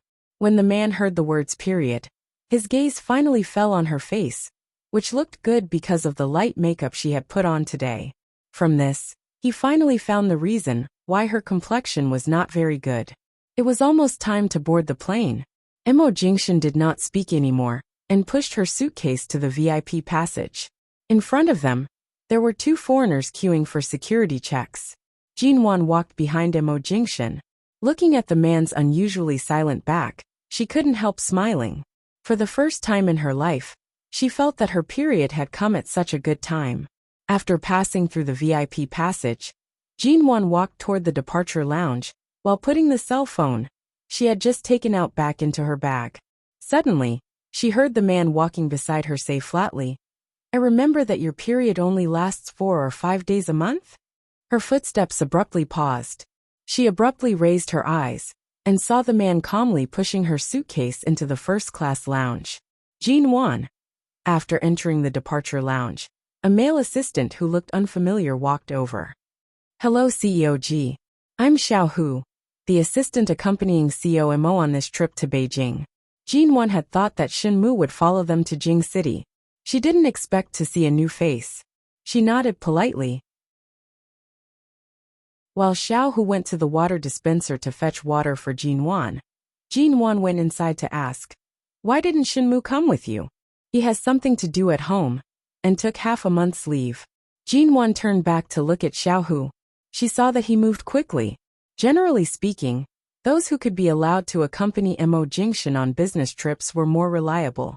After all, Mo Jingshan had always been a good judge of character. She didn't say anything more. She found a seat and sat down. She took out her cell phone and browsed the internet. She saw that she had recently added a lot of acquaintances on WeChat, and finally clicked on a pink app for recording menstruation. There was still 1 day before her period came. She raised her hand and rubbed her stomach. Although her period didn't hurt as much as it used to, it still felt uncomfortable. Usually, Little 8 would prepare the brown sugar water and heat pad for her. Now that Little 8 wasn't by her side, she was actually not used to it.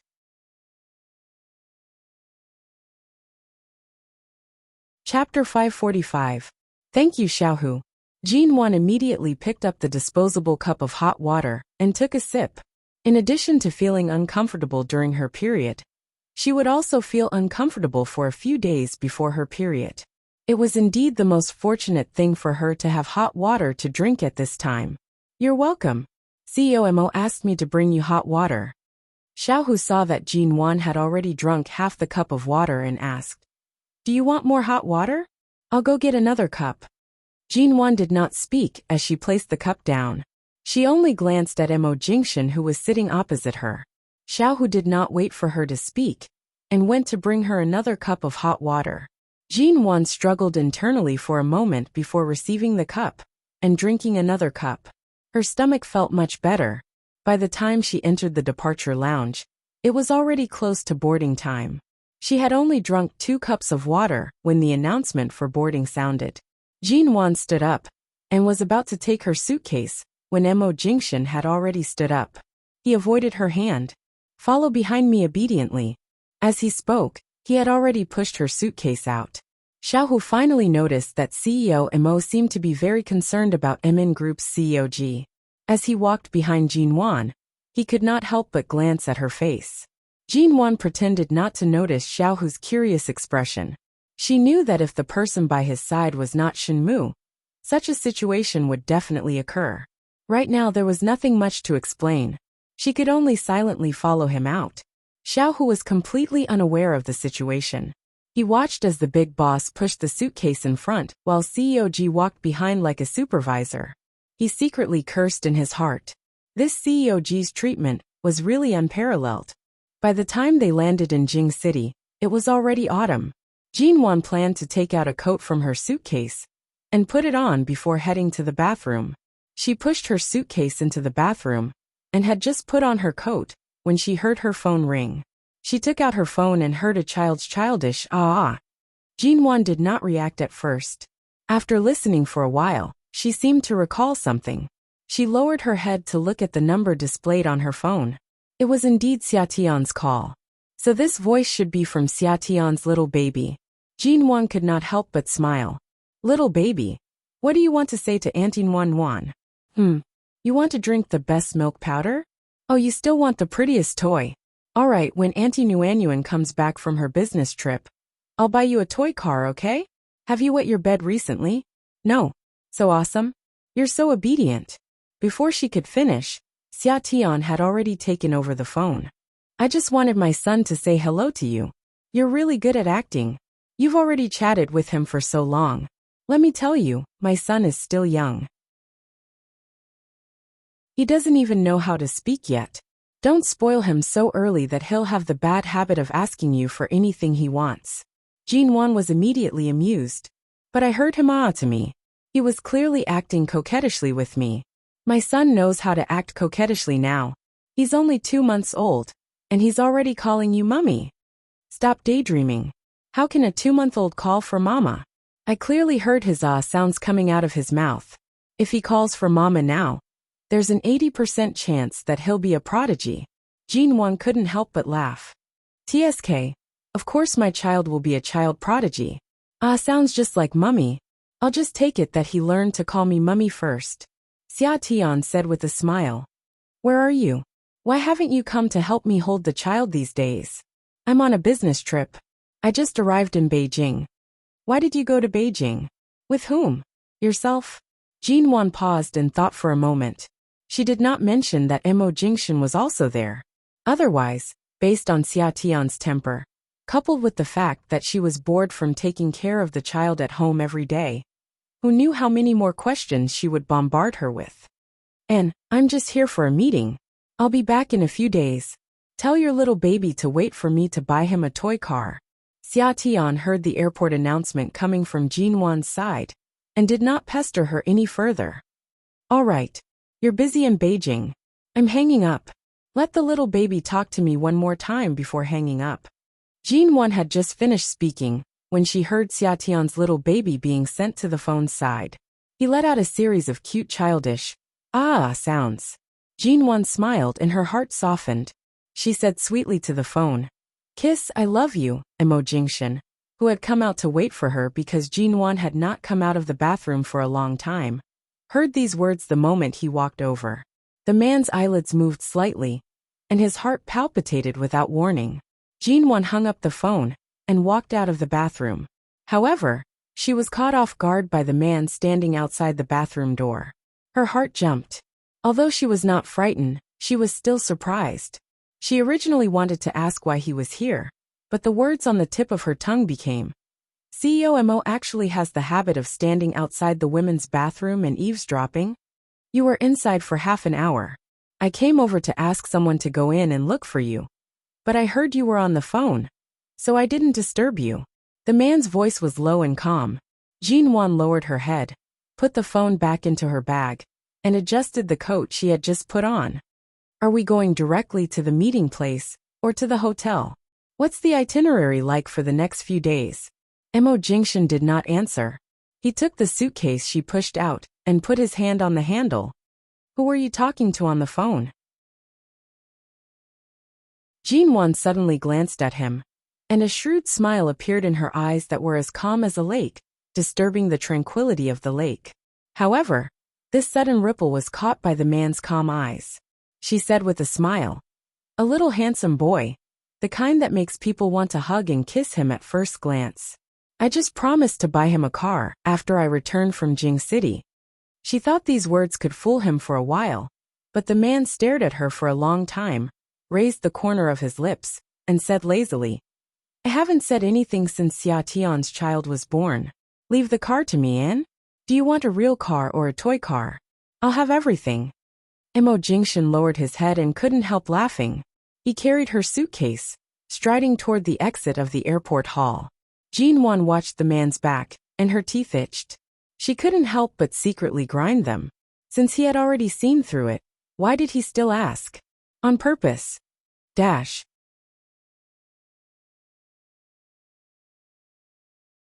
Chapter 546. It was evening when they arrived in Beijing. At this time, the only choice was to go straight to the hotel and arrange all the business after tonight. In the car, Jin Wan and Mo Jingshan sat in the back seat, while Xiao Hu and the driver sent by Beijing sat in the front. Jin Wan looked at her cell phone for a while, and then turned to look at the sunset. Thinking that they would stay in Beijing tonight, she couldn't help asking, "Which hotel are we staying in?" "The Shengtang Hotel in Haiying District. The room has been booked. You can rest as soon as you arrive." Xiao Hu sat in the front and answered, "CEOG, just have breakfast before 7 o'clock tomorrow morning. We have a meeting at 7:30. There are not many things to do tomorrow. But in addition to the meeting the day after tomorrow, there is a very important banquet to attend in Beijing tonight. CEOG, you should have brought a dress, right? There is a banquet to attend?" Jin Wan raised her eyebrows. "Yes, it's a charity banquet arranged by the business circle in Beijing. It's rare that CEO Mo has time to attend, so this banquet will be more grand. We must also attend." Jin Wan didn't prepare a dress, but in a place as prosperous as High City, she could find a department store or a custom-made dress shop. When they arrived at the hotel, Jin Wan looked up at the legendary Shengtang Hotel in Beijing and thought of another important question. "Do you live on the same floor as me?" Jin Wan turned to look at Mo Jingshan, who had already gotten out of the car. The man smiled. "We're on a business trip together. For the convenience of traveling together, of course, we live on the same floor. Otherwise, what do you think?" Jin Wan. After arriving at the room, Xiao Hu wanted to help Jin Wan carry her luggage in. After all, the corridor upstairs was covered with long and thick carpets, and it was inconvenient to push the suitcase, so she had to carry it. However, when he saw that CEO Mo still helped her carry the suitcase without complaint, and he didn't need to intervene at all, he hesitated and decided not to follow them. The door opened. Jin Wan looked back at Mo Jingshan and reached out to take the suitcase. "Here we are. Thank you. I'll." The man ignored her words, pushed the door open the moment it opened and walked in. Jin Wan stared at the man's back and pursed her lips for a long time before walking in. "I can leave my suitcase here. You don't have to come in." After the man entered the door, he directly put down her suitcase. The huge suitcase in his hand seemed to have grown legs and automatically leaned against the wall to steady itself. When the suitcase hit the wall, it made a small bang sound. Jin Wan paused and subconsciously kept the door open.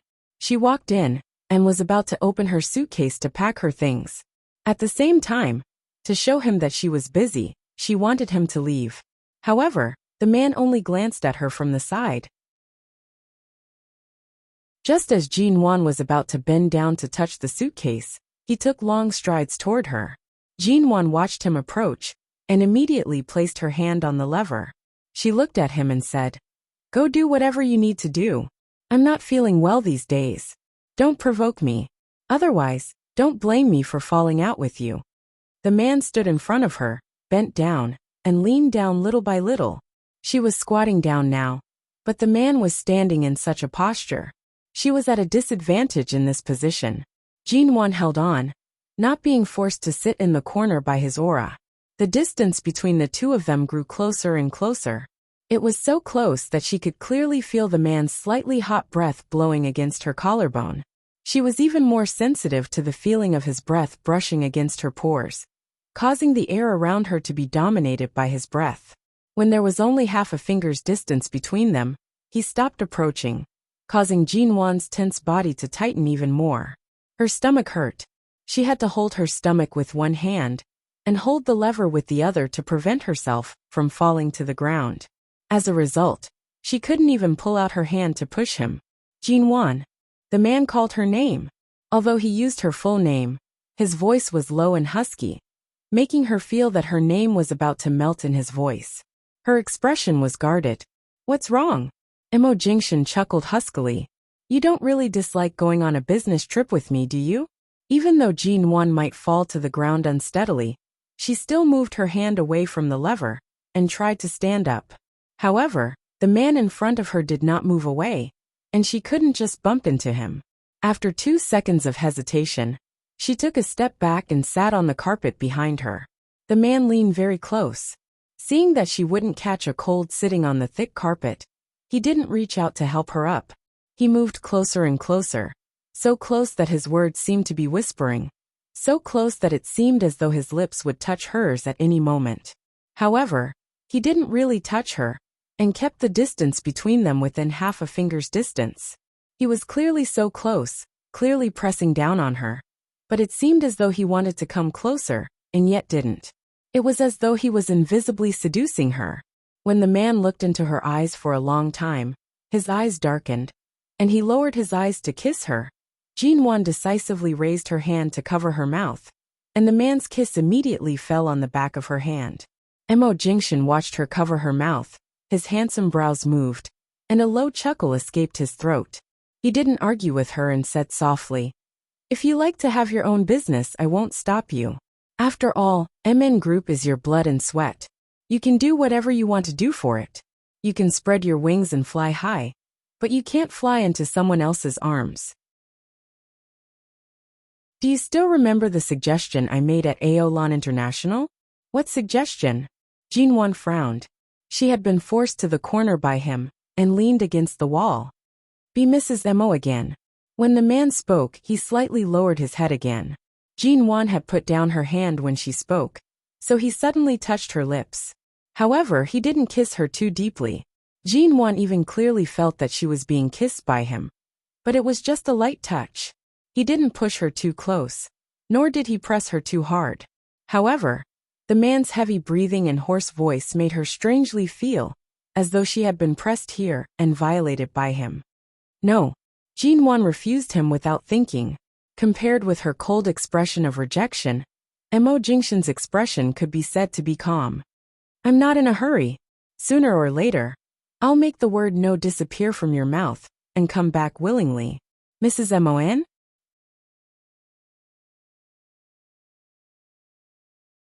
Chapter 547.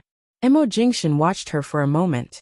He saw that she had spent too much time on the plane and in the car, and the light makeup on her face had faded. Her originally pale complexion was now obvious.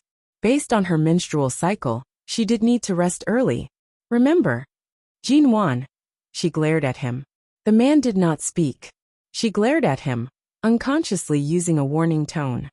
Mo Jingshan, I'm telling you, if my poor health affects your work here, don't blame me for dragging you down. If I continue to sit here, it will only make me feel worse. If I can't get up tomorrow. Seeing that she was so angry that she could say such words without any threat, his voice carried a smile. Kiss me, and I'll help you up. Jinwan glared at him. Mo Jingshan, you're the epitome of despicable and shameless. Even if you want to take advantage of someone, you have to look at the situation first. You found out. The man smiled. Indeed, I'm taking advantage of someone. As expected, I wasn't wrong to say that you're a beast in human clothing. Unhappily, Jinwan tried to push him away again, but when she frowned unhappily, the man quickly kissed her on the cheek. It was only a light kiss, but he picked her up and put her on the bed. Jinwan, who had only wanted to stand up, was carried onto the bed in the blink of an eye. Rest well. If you're hungry, call the hotel and have them send you food. Wake up on time tomorrow. Don't sleep in. Jinwan, your stomach hasn't been feeling well these days. Remember not to use cold water when you shower, en? Seeing that she did not respond, the man dragged out his words. His tone was heavy, but it carried an indescribable sense of indulgence and pampering. After finally sending Great Boss Missouri away, Jinwan watched as the man closed the door behind him. She then relaxed and laid back on the bed with her arms and legs spread out. Rushing to catch a plane and a car was the most tiring. She wanted to sleep for a while before waking up for dinner. She lay on the bed and did not move. Not long after, the man's gentle and mild words lingered in her ears. Go back to being Mrs. Mo. Jinwan flipped over and covered her head with a pillow. When she woke up the next day, her period arrived on time. Her stomach hurt so much that it felt like it was about to cramp. Jinwan curled up on the bed for a long time before she sat up. Seeing that it was 7:30, she got up to wash up. After all, she came to Beijing for work, not for a vacation. However, just as she got out of bed and put on the white soft slippers in the hotel room, she suddenly heard her phone ring. She picked up her phone and glanced at it. It was an unknown number. Puzzled, She picked it up and heard Xiaohu say, "Cog, did I disturb your rest?" Jinwan recognized Xiaohu's voice. She rubbed her stomach as she stood up and softly answered, "No, I'm already up. Give me 10 minutes. I'll be downstairs immediately." With that, she was about to head to the bathroom. "Cog, you don't have to come. CEO Mo and I have already left the hotel. This morning's work schedule is a bit more complicated. I'll sign in for you in the name of MN Group. Are you not feeling well today? Then rest in the hotel first, leave it to me." Jinwan paused. "You've already set off?" "Yes. I had originally arranged for the hotel's wake-up call service, but CEO Mo asked me to cancel it. He said that CEOG is not feeling well, and asked you to rest in the hotel for a day. It just so happens that this morning's meeting is just a formality. There are no important people today, so there's no need to meet so many people in person. I'll sign in your name. There won't be any problems. CEOG, you can rest assured." Jinwan knew that it was not suitable for her to travel during her period. The pain during her period was sometimes good and sometimes bad. When it was good, the pain was not so severe, but occasionally, because of frequent overtime work, her endocrine system would be disturbed. And then on a certain month, the pain would be heart-wrenching. Although the problem of the cold in the womb was much better, the pain during her period was still the most painful. In the past 3 years, she had stayed in London as much as possible during these days of each month, and rarely went out. This time, when she suddenly came to Beijing, she had been prepared to endure all kinds of discomfort, but she didn't expect that she would still become the one being taken care of. "Well, if there's anything I need to be involved in, please let me know in time. I'll make preparations. Don't delay the schedule," Jinwan said softly. "All right, I'll contact you at any time." After speaking, Xiaohu hung up the phone and turned to look at Mo Jingshan sitting in the back of the car. "CEOG's voice sounds weak. It seems that she is really uncomfortable. Shall we call a doctor to check on her?" Mo Jingshan didn't say anything. Mo Jingshan's handsome face showed no emotion. He did not respond. Xiaohu turned back to chat with the driver. After a moment, he picked up his cell phone and was about to call Qin's sighting when he remembered what Jinwan said last time. His fingers paused on the screen for a moment, skimmed over Qin's sightings number, chose a doctor he was more familiar with, and called him. In the next few minutes, Xiaohu felt that his understanding of CEO Mo had been completely shattered. He actually heard CEO Mo, who usually didn't even have an extra woman by his side, calmly ask a woman if there was any more effective and faster way to relieve pain during menstrual pain besides brown sugar water. After listening for a while, Xiaohu decided to look down and pretend he heard nothing. In the afternoon, when they were about to return to the hotel after finishing several tasks outside, Mo Jingshan asked them to stop on the road, and then Xiaohu saw his boss get out of the car and go to a large chain pharmacy by the road. When Mo Jingshan returned to the car, Xiaohu didn't need to look to know that the bag in his hand was filled with things he bought for CEOG. Was CEO Mo's spring coming? Or was CEO Mo chasing CEOG? That shouldn't be the case. There were so many women who secretly liked CEO Mo. Even in High City's entertainment circle, there were countless women who wanted to hug CEO Mo's thigh. But CEO Mo never looked them in the eye. He could definitely be described as cold, heartless, and unwavering. They were all like skeletons without the slightest interest. Although he didn't know how CEO Mo treated the woman he liked, based on his vigorous and decisive attitude at work, he should be very strong and decisive to the woman he liked. He didn't expect that the iceberg CEO Mo would have such a patient side to the woman he liked.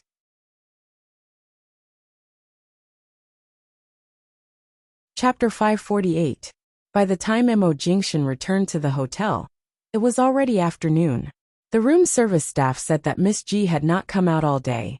She only ordered a simple lunch and did not call the room service again. When Mo Jingshan entered, the woman on the bed was lying on her side, slightly curled up. Her breathing was quiet and even. She was buried in the quilt and did not move. It seemed that she had been sleeping. The man's elegant and deep brows furrowed. He took long strides and approached the bed. Under the soft light in the room, The woman's clean face was illuminated. However, her face was paler than usual, and her lips were almost colorless. Her eyelashes were very long, casting a faint shadow on her thin and pale face. Her shoulder-length hair was spread on the pillow, and her body was still bent in sleep as she endured the pain in her stomach. Jinwan had long been accustomed to the discomfort during these days of the month, so she habitually slept through these days when it was too painful. After a long time, she could fall asleep in such bursts of pain. At least in this way, the pain could be reduced a little. But obviously, she was also enduring the pain in her sleep, and her brows were slightly furrowed when she slept. The curtains in this room were tightly closed, blocking all the light from the outside. There was only the light from the wall lamp by the bedside. In fact, Jinwan had been sleeping, but when she heard someone coming in, she woke up but did not open her eyes. She was clearly here on a business trip, but she had to rest in the hotel on the first day. No matter whether today's work was important or not, she instinctively felt that she was dragging her company down and felt uncomfortable. Right now, she was not in the mood to face Jingxian. The room was extremely quiet. Jinwan did not move. It was not until the sound of the door closing entered her ears that her slightly tense nerves relaxed a little. She opened her eyes, looked at the room that still had only one wall lamp, looked at the tightly closed curtains, and then closed her eyes again, preparing to continue sleeping. Anyway, the pain would only be the most in the next 2 days. When her period was about to end, it would not be so uncomfortable. The man's cool breath surrounded her from behind. Jinwan's relaxed nerves immediately tightened. Earlier, when she heard the sound of the door closing, she thought that Jingxian had left, but she did not expect that he did not leave and only went to close the door. She froze. Other than the refreshing fragrance of plants, the man's body also smelled of travel. Following that, her pajamas were pulled open. All the hairs on her body stood on end. Just as she was about to resist, the man's warm palm was already pressed against her cold abdomen. Jinwan paused. Their skin pressed against each other without any obstruction, causing her hair to stand on end. The warmth of the man's palm caused all the pores on her body to tighten. She did not move, but when the man's breath brushed against her neck, she immediately grasped the bedsheets sensitively. She moved her head to dodge, but the man's hand seemed to be fixed on her lower abdomen and did not move away. Just as she was about to turn over, she suddenly felt the bedside sink a little. The man simply lay down by her side and easily pressed all her movements. He reached behind her neck and pulled her into his arms, while the other hand remained pressed against her abdomen. Jingxian, who gave you permission to enter my room again? Does everyone have a room card of this hotel? I'm still sleeping. Do you think I can come in just because you say so? Jinwan was held in his arms. She raised her eyes to meet the man's deep, ink-black eyes under the dim light. The man did not speak, but increased the strength of his hand on her lower abdomen. It was not until Jinwan pushed him hard that he said seriously, "Be obedient. Does your stomach hurt? Do you still have the energy to struggle? Don't I have thousands of ways to relieve my stomach pain? If you really wanted to make me feel better, you could have asked your assistant to buy me a few heat pads or a hot water bottle on the way back. But you directly used your hand. Do you really think I don't know what you're thinking? Me going on a business trip with you doesn't mean I..." Before she could finish her sentence, her face was cupped. She was startled and was accurately kissed by his lips. Without any explanation, Jingxian pried open her lips and kissed her. The kiss was deep and heavy, and Jinwan's brain almost exploded in an instant. He kissed her because he couldn't win against her in words? What was wrong with this man? Jinwan couldn't push him away. She was almost completely trapped in his arms and pressed under him. After a few hard pushes, she lost the strength to push him away. The pain in her stomach made her hate herself for being so weak for a few days every month. She refused to close her eyes and stared at him like fire. As they kissed, the man's dry hand, without a trace of sweat, moved away from her lower abdomen and turned to hold her waist without any hindrance. His body completely covered hers, and the kiss became deeper and deeper. While Jinwan was still glaring at him, the man covered her eyes with his hand. Jinwan was forced to close her eyes, and as soon as she closed them, She couldn't control her emotions. When the man felt that she had slowed down, he patiently and gently kissed her on the lips and didn't continue. Jinwon opened her eyes because there was finally space on her lips. The moment she opened her eyes, she became clear again. Soberly, she reached out to pull the man's hand away from her lower abdomen. Mo Jingshan. N. The man's voice sounded particularly dull and low in the dimly lit room. But it was so sexy and lazy that it made her heart skip a beat. Your stomach hurts so much. Why didn't you ask the hotel staff to boil some brown sugar water for you? Jinwon turned her face away to avoid his breath. It won't do much to drink it. It won't hurt so much for more than half an hour after I drink it. But it'll be the same after a while. There's no need to bother the hotel staff. The man said in a low voice. So you just put up with it? She said flatly. I'm used to it. Before the divorce, Mo Jingshan or Auntie Chun would watch her drink some hot milk or brown sugar water every night. So her monthly period was much better. But in the next 3 years, she could only live a regular life and keep exercising. How could she take care of such a delicate thing? Besides, she was so busy that she didn't have time to insist on heating up brown sugar or ginger tea every night. It had been 3 years. As time went by, she got used to it. She was no longer as delicate as when Mo Jingshan was by her side. She had long given up the idea of being pretentious. You're tuning in to the Lee May's Sword of Destiny YouTube channel. We're so grateful for your support. And don't forget to subscribe to join us on this incredible journey through captivating stories. Your generosity through donations truly makes a world of difference, as it's the primary source of revenue that allows me to expand and enhance this channel for you. Thank you from the bottom of my heart for being a part of this adventure.